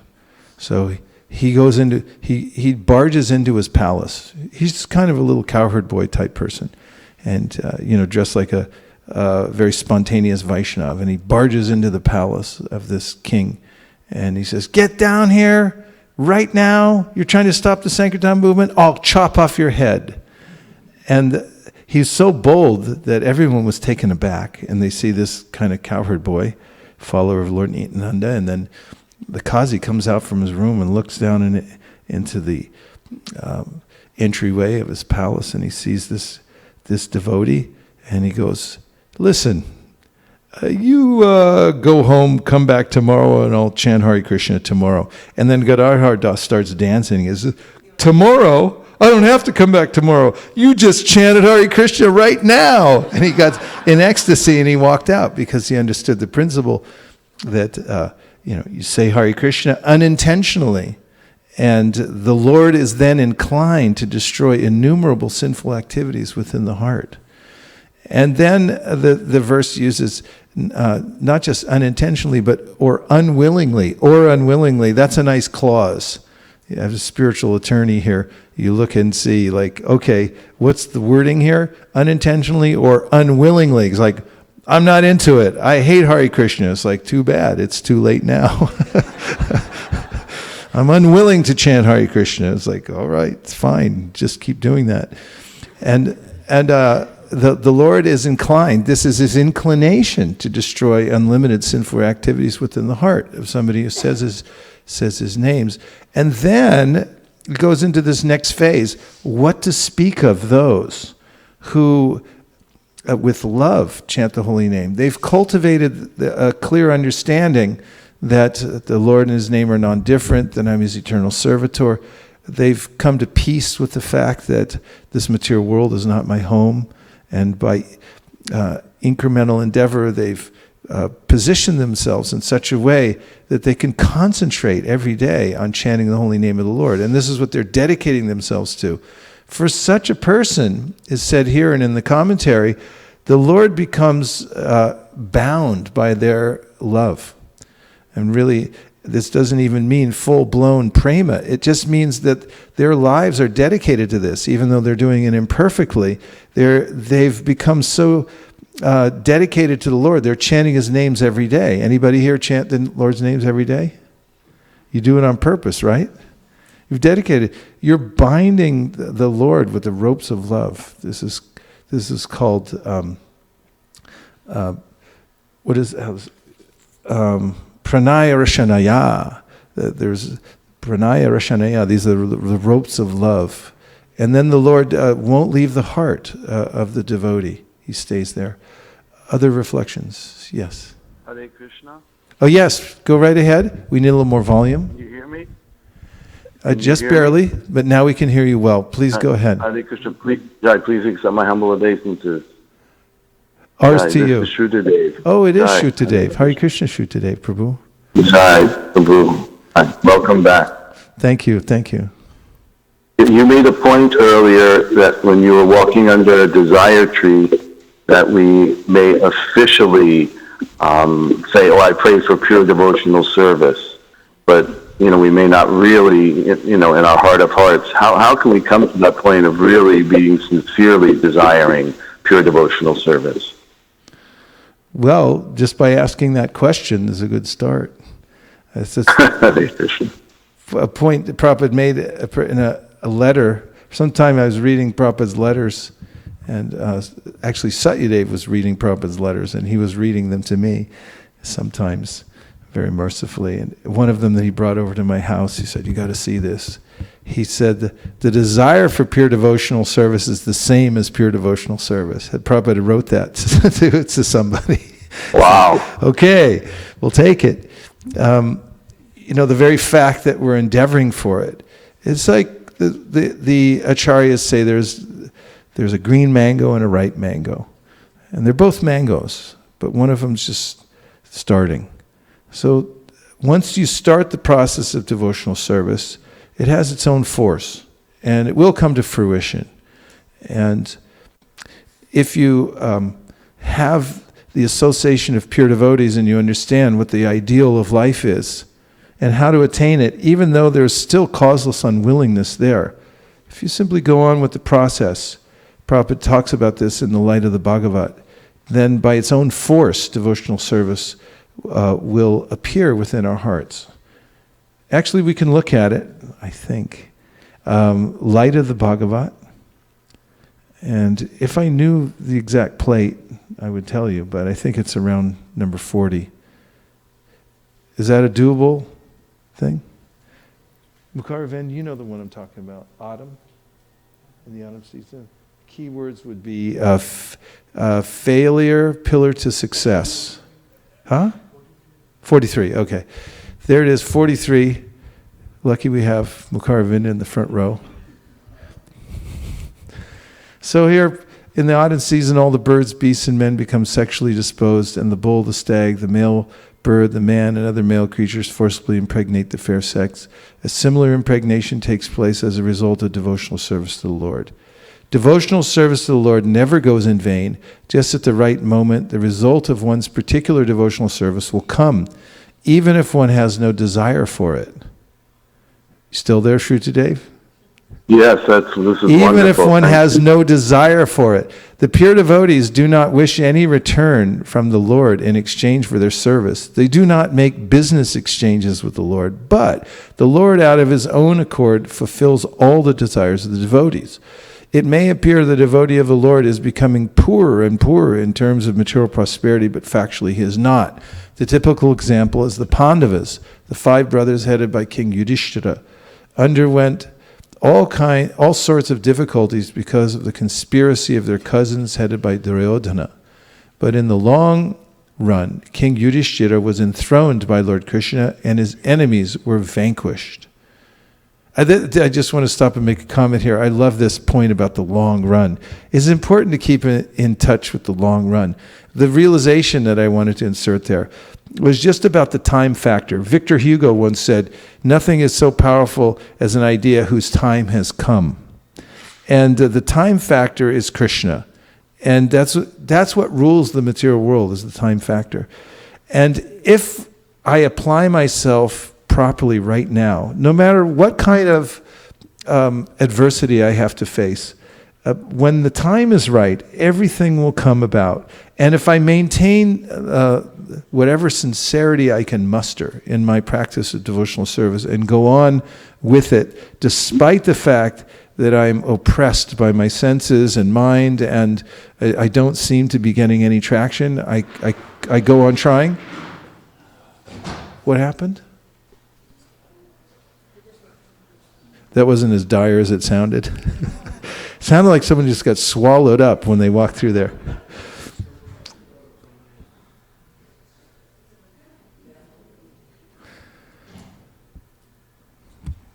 And that is, trust Krishna and the time factor. Everything will come about at its proper time. Okay, but in the long run, King Yudhishthira was enthroned by Lord Sri Krishna and his enemies were vanquished. King Yudhishthira was never disturbed by all the calamities that overcame them, even though Lord Krishna was ever their companion. The Pandavas never prayed to the Lord for anything but his devotional service, and in due time, everything came out in favor of the devotees. A devotee, therefore, should execute his devotional services with full energy, endurance, and confidence. He should perform his scheduled duties. He should be pure in heart, and he should serve in association with devotees. All 6 of these items will lead the devotee to the path of success. One should not be discouraged in the discharge of devotional service. Failures may not be detrimental. They may be the pillars of success. One must have good faith in the regulative principles followed by the self-realized souls, and one should not be doubtful about the ultimate result of such devotional service. Rather, one must go on executing his prescribed duties without hesitation, and one should never be influenced by unwanted association. We should not consider going back to God as a plaything. I love that sentence also. We should not consider going back to God as a plaything. We must take it seriously as enjoined in the scriptures. For a strict follower, the result is sure and certain, and when the time is right, the result will come of its own force. Dhruva Maharaj went to worship God to gain something, but when he actually came in contact with God, he did not want anything from the Lord. The Lord, however, awarded Dhruva Maharaj both benefits. That is, the Lord fulfilled his desires and also gave him eternal salvation. Such are the lessons we learn from all the revealed scriptures. The Almighty God awards the results we desire, and therefore we should desire that which is eternal, blissful, and full of knowledge. In devotional service, we should not endeavor for that which is temporary and useless. So some of the key points there was that it comes of its own force, even if one doesn't desire it. Shrutide Prabhu said that. I mean, I know you know this purport already. I've actually never read that purport, and thank you so much. That really is amazing. You know how it's described in the Chaitanya Charitamrita that Ramananda Roy and Lord Chaitanya were like miners. They were mining the rasas. So one year I was at Govardhan Hill, and as I stayed there during Kartik, and I was there with Tushta Krishna Prabhu, who's now the temple president in Denver, and also Parma Karuna Prabhu, who's one of the great treasures of the Krishna consciousness movement. He's the son of Amarendra Das, who was the famous devotee lawyer who's protected our rights to do Sankirtan all over America for many, many years. And this Parma Karuna is really smart, and he's a great preacher. And any case, he was there with Tushta, and we were doing a lot of hearing and chanting there. We're living up on the roof of the Govardhan Fortress. Some people call it a palace. I call it a fortress because it's a place of protection, so you can hear and chant. Nobody can get to you. And so one day they were up reading together, and they called me over. They said, "I think we found something." I remember Tuesday. They were so excited. They were like miners. They've been digging and digging and digging. And then they say, "I think we found something." And I could see in their eyes, like, "What'd you find?" And then they read me this purport that changed my life. Wow. Like, wow, thank you for that. So these things are all there. They're all in there. And I dare say one could live off of this one purport for the rest of one's life.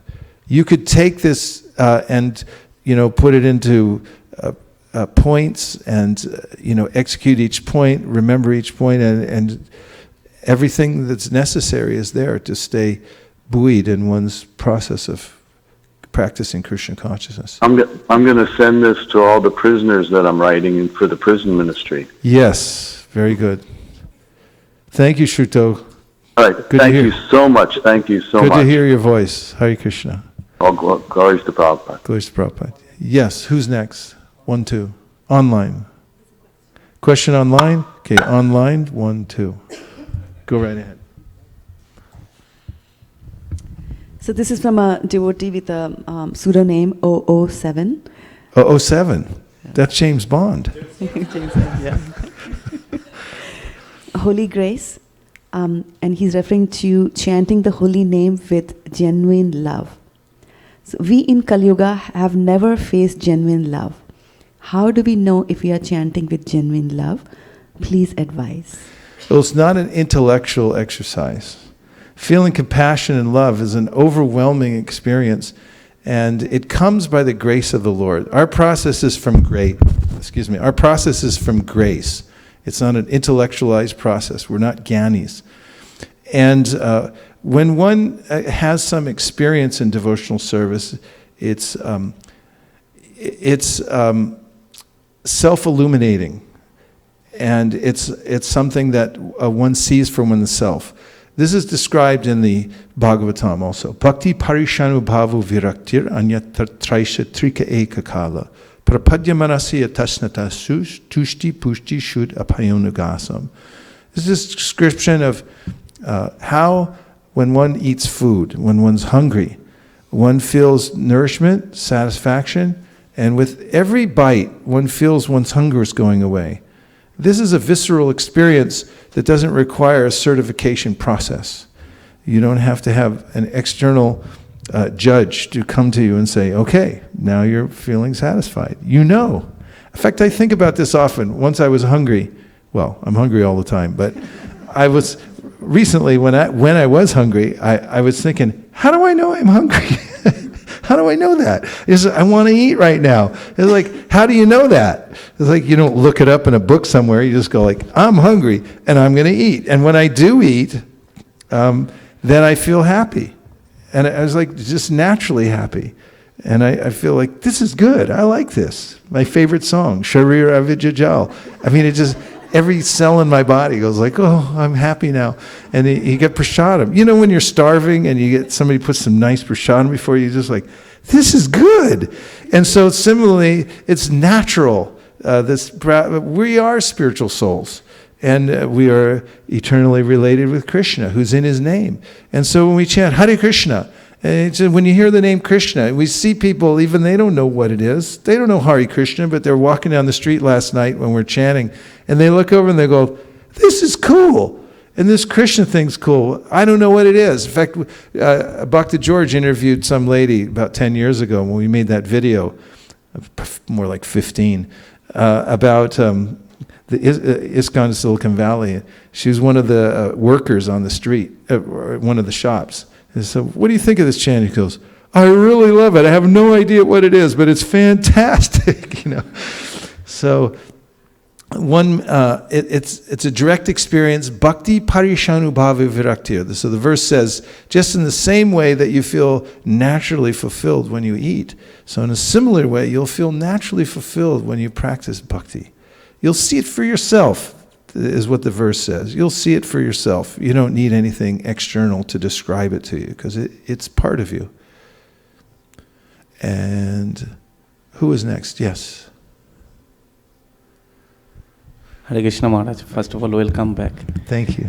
Just by seeing you, we get purified. It says, I was thinking the same thing. I was seeing the devotees last night. It's like, oh, my life came back.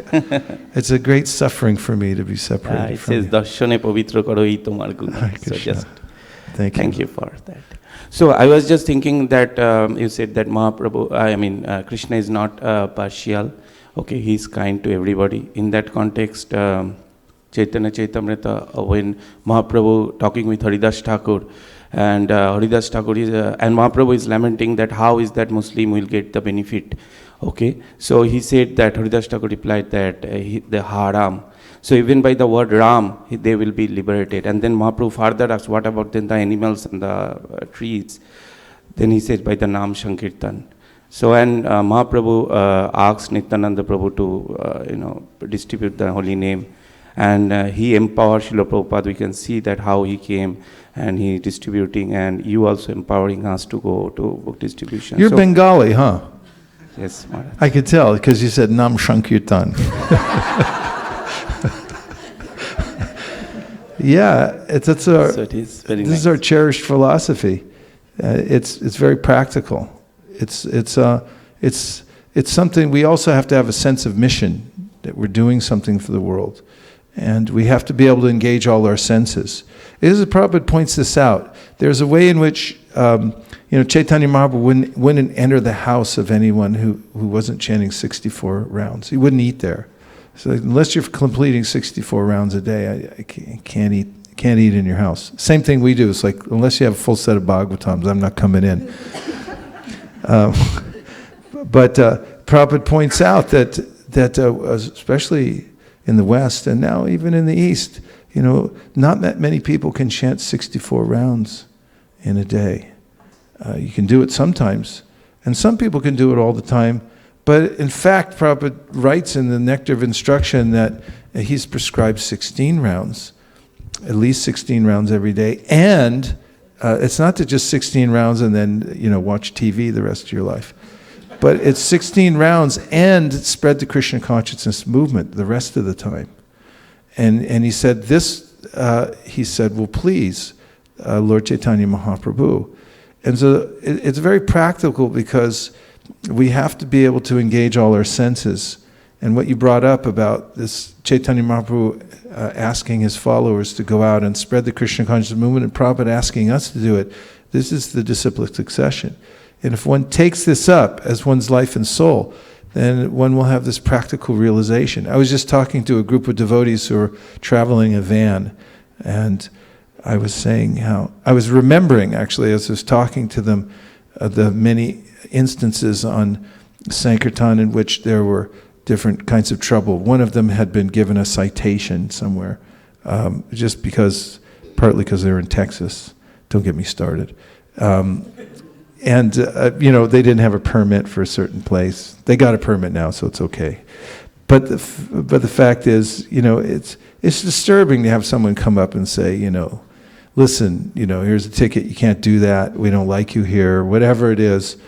But Srila Bhaktisiddhanta Saraswati Thakur said that when you go out to spread Chaitanya Mahaprabhu's mission and you're opposed or misunderstood or obstructed, said that you get chid rakta, spiritual blood, for your chid sharira, your spiritual body.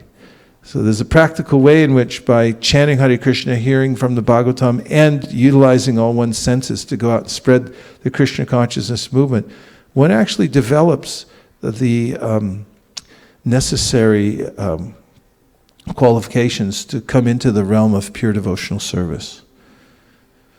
This is being argued from the point of view of the verse that defines the topmost devotional service, in which Rupa Goswami very carefully crafts the wording, and he says, Anushilanam, Anukulyena Krishna Anushilanam. Anushilanam, shil means to cultivate something. We have to cultivate something. And he says there's two parts of it. One of them is internal, and the other part is external. It means we have to use our senses to engage in Krishna's service. And what did the Goswamis do? They built temples, and they wrote books. This is very active. And there's also a third part, just for the sake of completion, but he mentions there that there's also, one of them is called Bhavarup, the other one's called Cheshtarup. That has to do, the Bhavarup means our internal cultivation, how we're thinking, meditating on Krishna in a certain mood, and the other is how we're engaging our senses. And then there's the, I forget the terminology for the third one, but it's a different category. It has to do with avoiding offenses. Avoiding offenses. That's actually a cultivation. So there's different ways in which we cultivate devotional service. Thank you. Yes.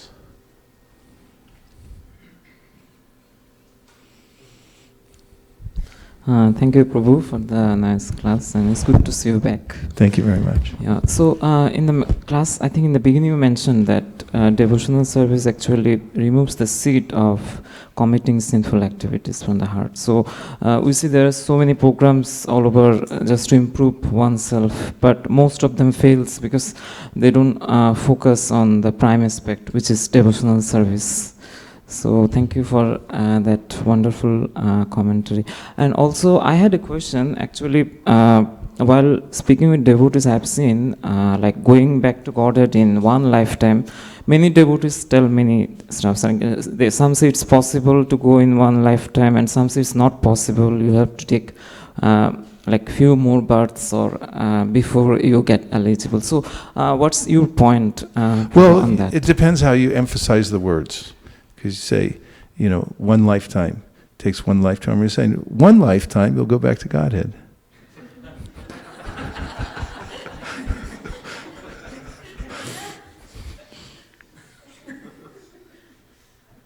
But we're not really concerned with that. We leave it up to Krishna. That's mentioned in the 8th chapter of the Bhagavad Gita, Attaining the Supreme.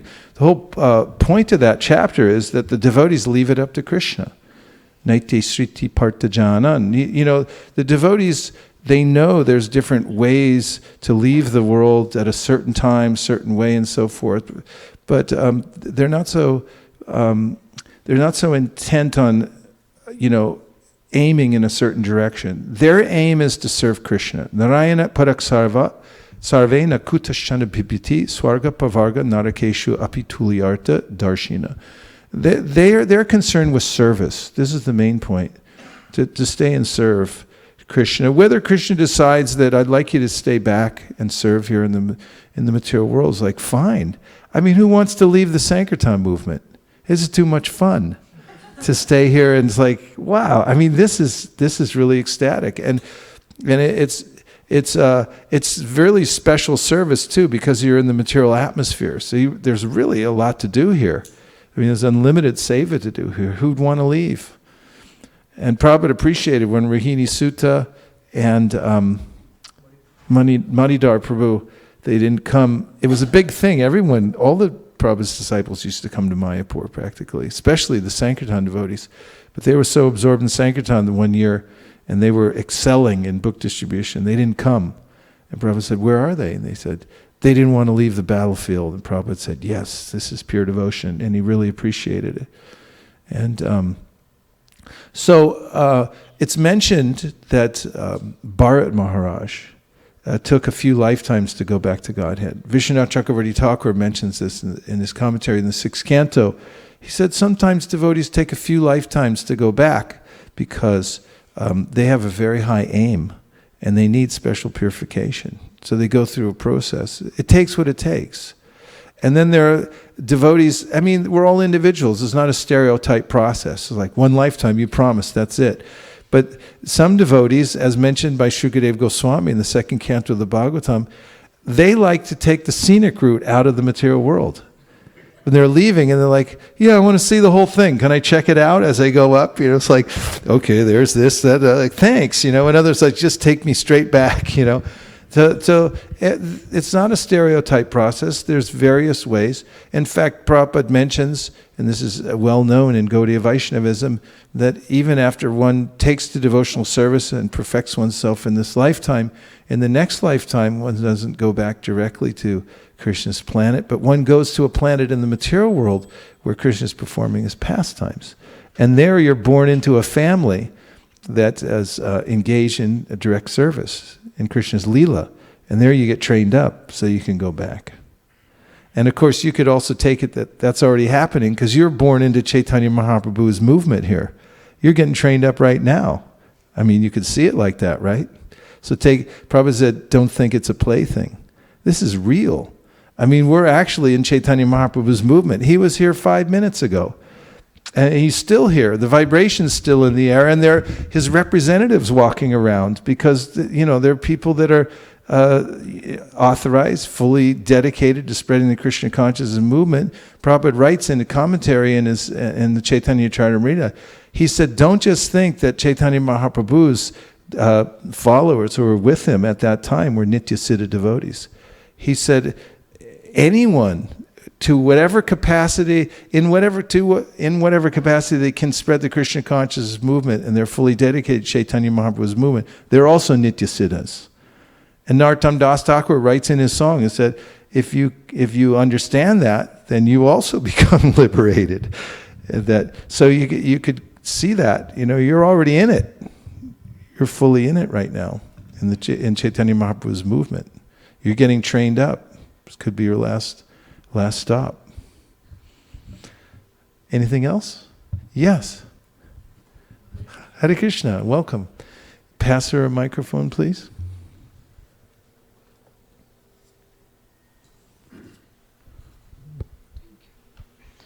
Hare Krishna. Hare Krishna. I'm seeing you for the first time. Thank you for coming. Thank you. So my question is that God made everything. He created us. Who made God? So I don't know Shastras and I haven't read. Oh, where are you from? How do you know the word Shastras? Sorry? Where are you from? We just moved from Columbus, Ohio. Columbus. Yeah. Are you from India? Yes. Oh, I see. Okay. So I have that question from I read Bhagavad Gita in childhood and I don't know much about Shastras, but this question has been wandering in my mind that who made God if he created everything and he made us? Well, you might start with the living entity because we're considered as Krishna mentions in the Bhagavad Gita, Mamai Vamsho Jiva Loke Jiva Bhuta Sanatana. The living entities are my eternal parts and parcels. Just as there's the sun, and then there's rays that come from the sun. They're a part of the sun, but they're different at the same time. So living entities are also part of God. But they are co-eternal with God.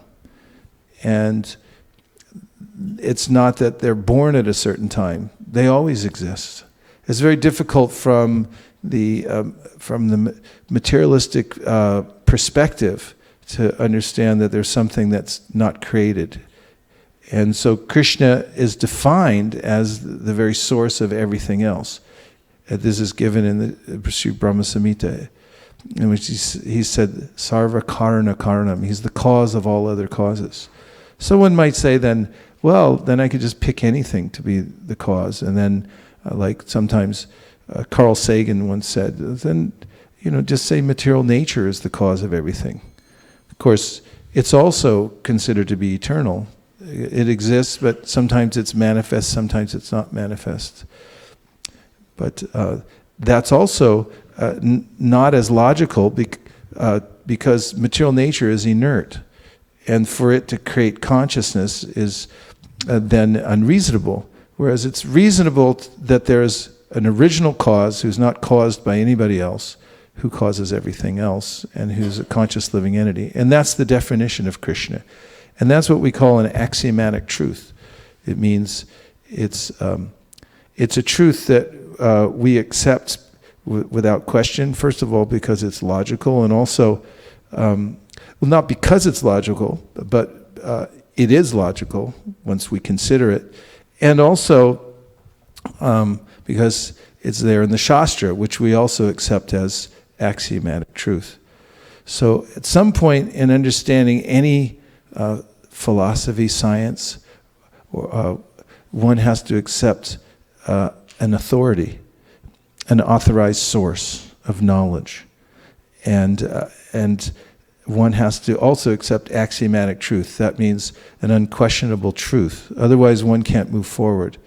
As Aristotle pointed out, then in talking about any particular philosophy, at some point you have to accept an axiomatic truth, an unquestionable self-effulgent truth, and stand on that.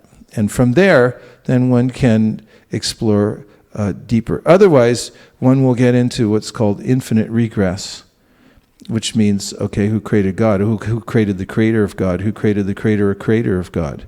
If I say water boils at 200 degrees, you say, prove it, and I say, okay, here's a thermometer, it boils at 200 degrees, and you say, prove that's a real thermometer.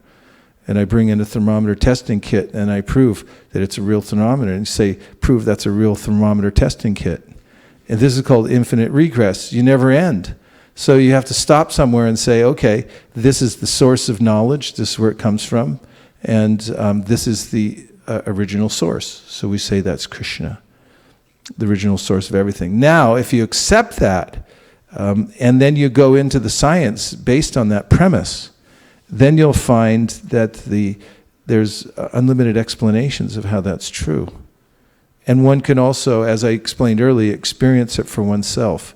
It's not that this knowledge is simply philosophical or intellectual, but it's something that is, because it's true, one can experience it directly. Therefore, Krishna says in the Bhagavad Gita, Pratyaksha dharmyam, it's something that you experience for yourself directly. Thank you. Something. Okay. All right. And just a couple of practical points, and that is that, bring up that, Prabhupada mentions that the secret is that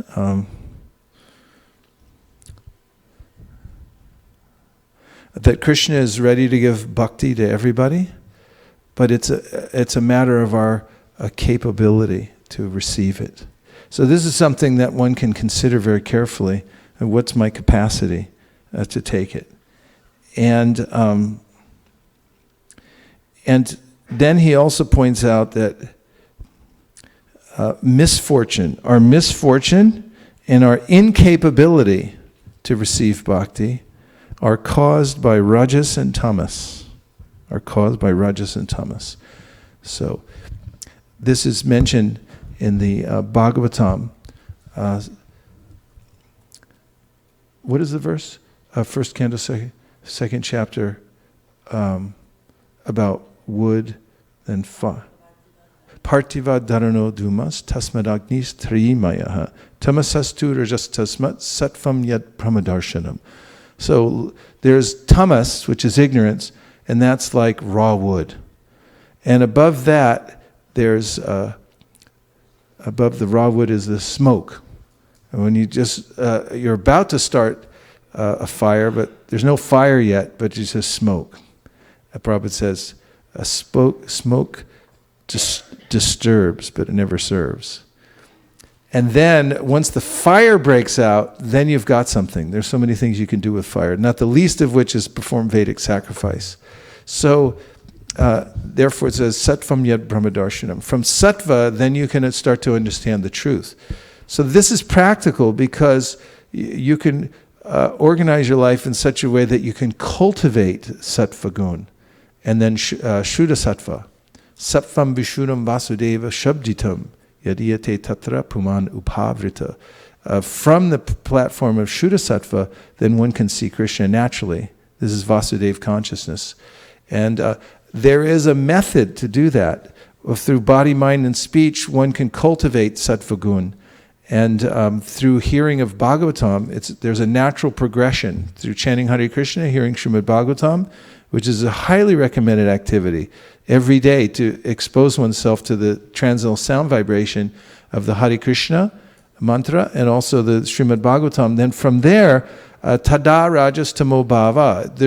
There's a point at which one will become notice for oneself that I've become freed from the influence of the lower modes of material nature, and I've come to Shuddha Sattva. So you can take it upon yourself to improve your position in life and increase your capability to receive Krishna's mercy. And then Prabhupada writes, according to attitude, Krishna, if we have the right attitude, Krishna can either be our direct advisor, he says, or if I have the wrong attitude, then he'll remain unknown. This is a matter of attitude. And if you develop an attitude of humility and service, then Krishna will become your direct advisor, just as he says in the Bhagavad Gita in many places.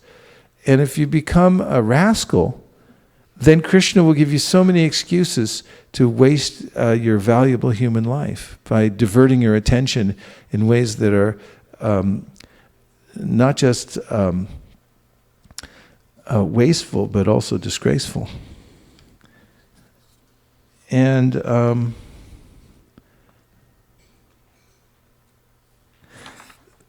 that's all I'm going to say for right now. Hare Krishna. Any other points? Oh my God. Okay, 1, 2. It's oh my God in a good way.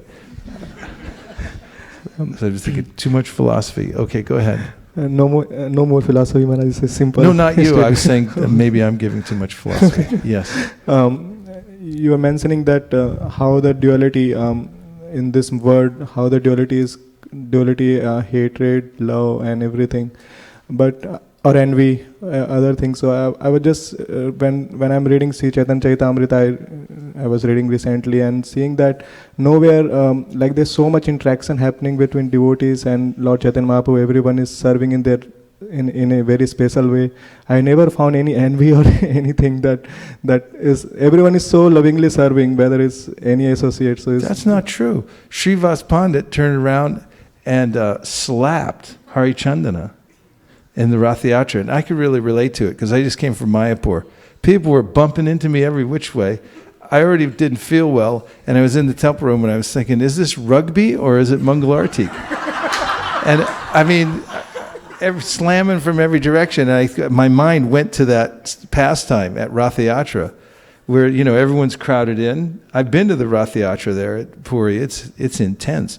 So there I could understand Srivas Pandit is standing there. Everyone's trying to see Mahaprabhu dance, and Harichandana is taking Maharaj Pratapuruja around, making sure that he has a place a vantage point to see the Lord and so forth.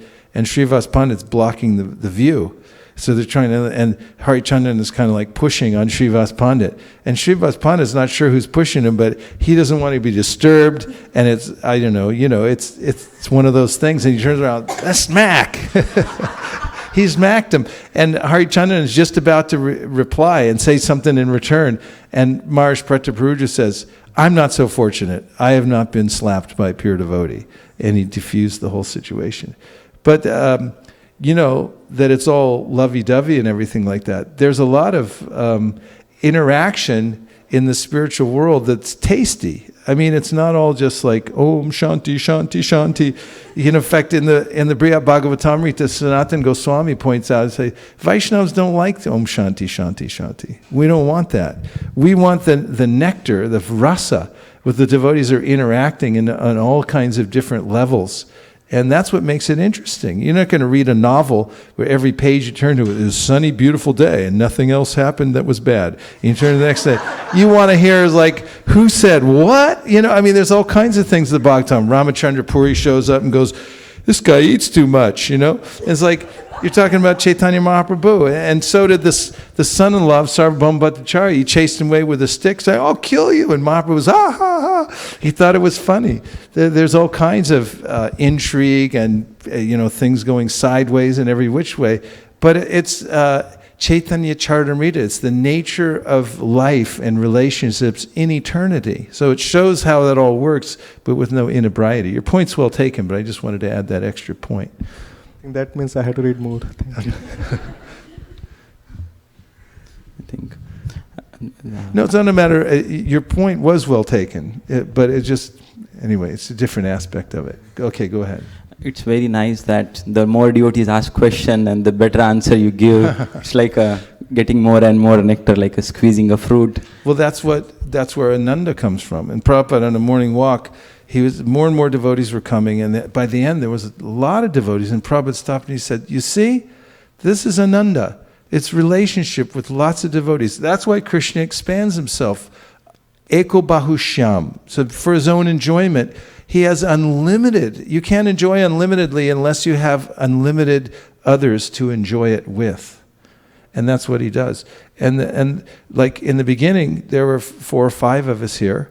And then the more that devotees come in, and we've always had this experience here at ISV. I just remember in the old temple, there was a window on the door, and I'd be sitting there, I could see the door, and maybe there'd be like 1, 2 devotees. And then I'd see a shadow come to the door and think, oh good, one more, and they'd come in, and then more personalities and more people, and then pretty soon, the Ananda goes up. It's the Ananda factor.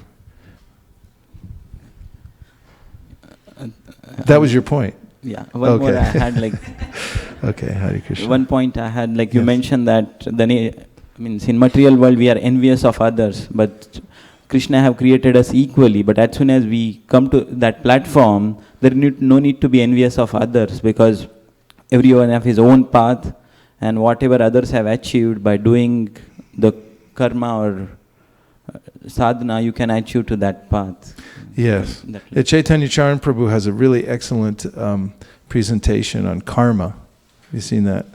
And he talks about how you walk in to a cricket match and you see it's 100 to nothing. And you go like, what's going on? 100 to nothing. This is bogus. And then he says there's 3 explanations. One is that the scorekeeper is biased.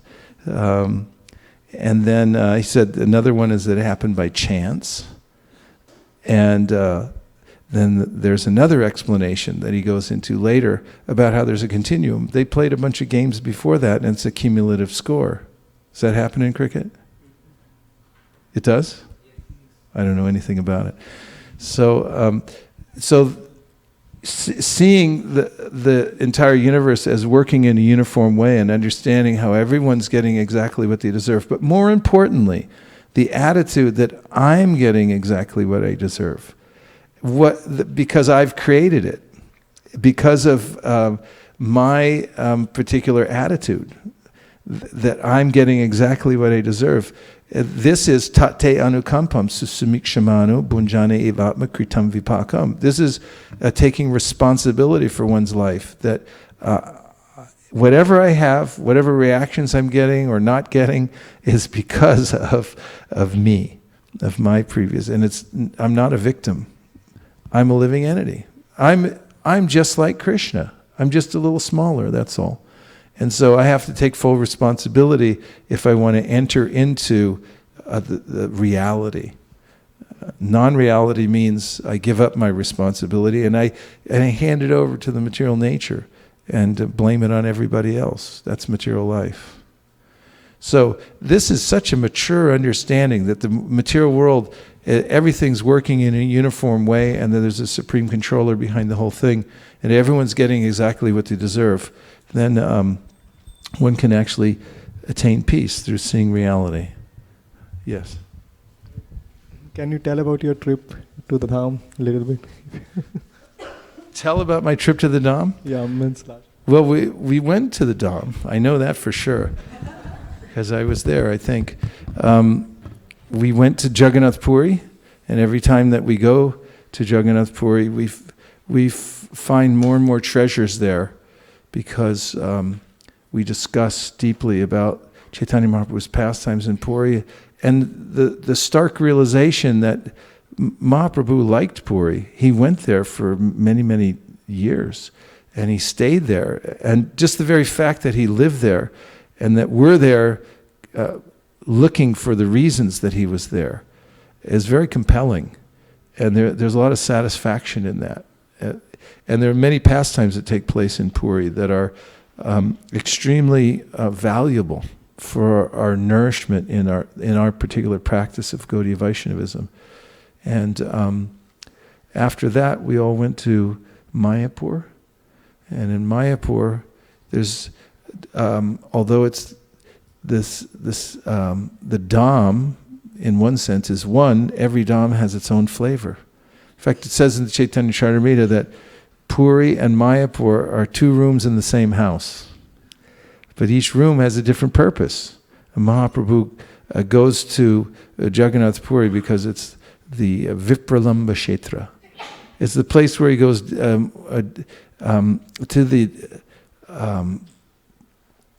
the zenith of Vipralamba, there in the Gambhira, where he's experiencing the height of separation from Krishna, induced by his associates, Ramananda Roy and Swarup Damodar, singing songs that bring out the different moods in Chaitanya Mahaprabhu.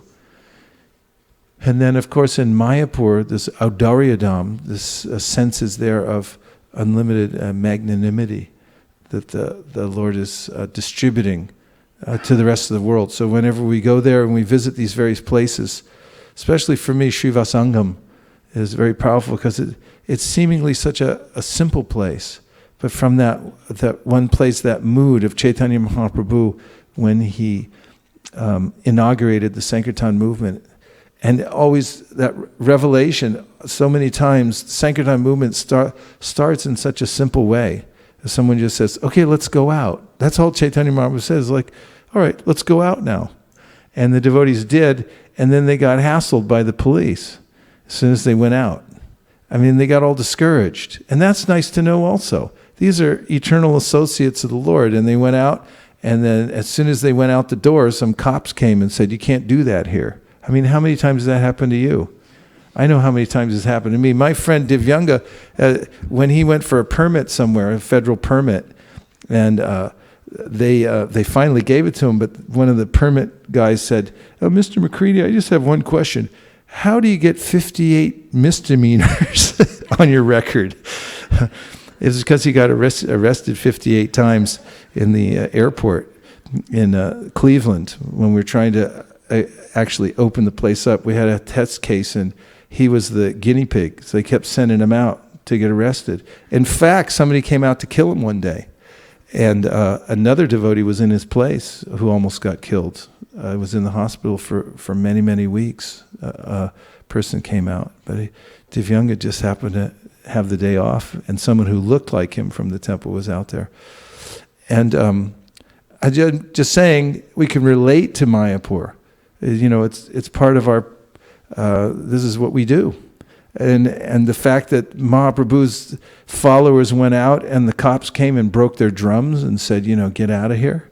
You can't do that. That's scary. And I see the devotees from all over the world. I met with the Chinese devotees there in Mayapur, because they came to our yatra also in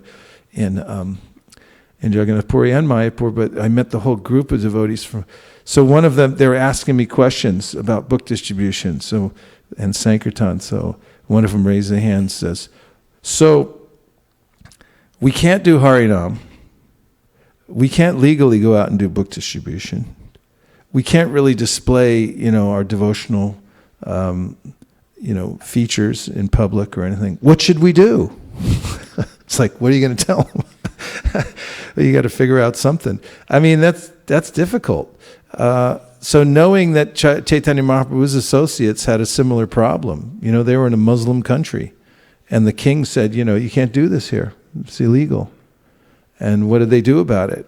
Chaitanya Mahaprabhu got together a bunch of devotees, and they went to the police constable's house and said, you know, by the way, we're doing this. And eventually it goes, okay. And so, we can relate to that, where it all started, the ground zero. I always think of that Srivasangam as ground zero, and how Chaitanya Mahaprabhu went there and revealed himself as the Supreme Personality of Godhead and fulfilled the desires of all the devotees and revealed how he was omniscient. These pastimes are very sweet. And seeing the chakras go up, this time was really, it was otherworldly. I mean, we just happened to be there for the festival of the installation of the chakras. They're enormous. The big one on top of the temple is bigger than this wall here. When it's set up, twice the size of this wall. And so we had the opportunity to go give the Abhishek, and then the cranes lifted it up. By that time, I went back to my room, which was on the top floor of the Vaishnava Academy. I was up there with Nirkula Keshavarti Maharaj, and we could see the crane lifting up the chakra. And it's thinking, how often do you get a chance for this? To see the TOVP being built and actually see the chakra go on, this is an historic event that will be recalled for hundreds, thousands of years. That temple will be there. And so we felt privileged to be part of that, and it reminded us how we're in the midst of something. It's easy to think, like, this is nothing because I'm there, it can't be anything because I'm involved. How could it be significant? But when you actually see these bigger kind of events and go to the places where Chaitanya Mahaprabhu's associates began the Sankirtan movement, you think, oh, by mercy, somehow or other, we're in the middle of it. And it gives impetus to actually take full advantage of the opportunity that we have.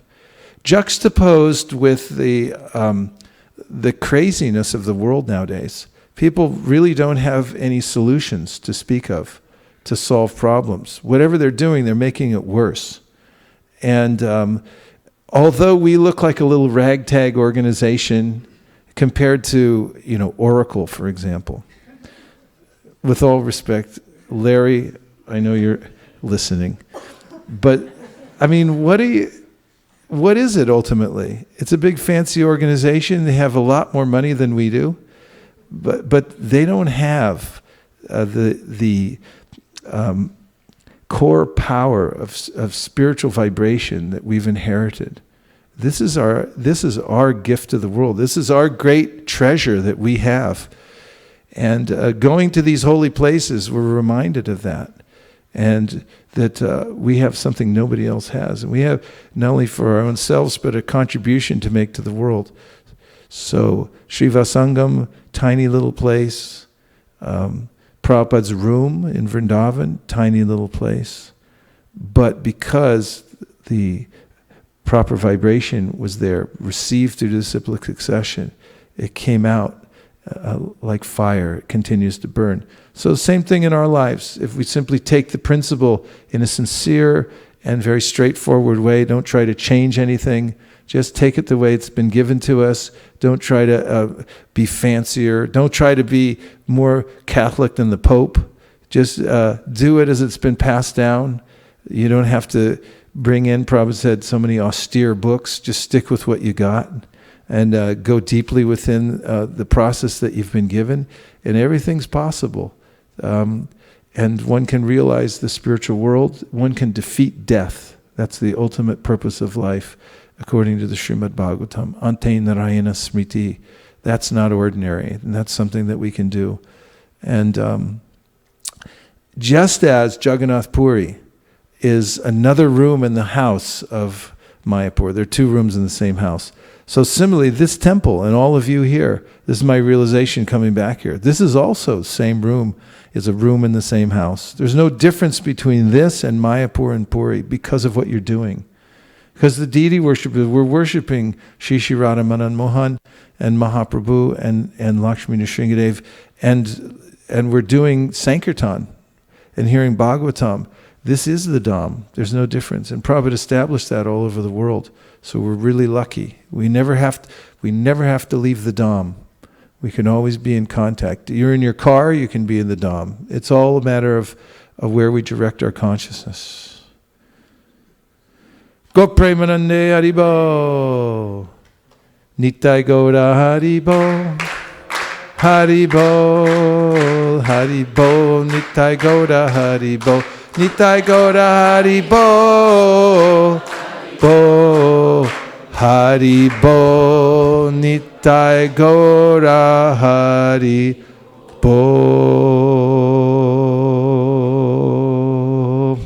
Vanchakalpataruscha kripasnabeva chapatitanam pavanibhyo vaishnavebhyo namo namaha.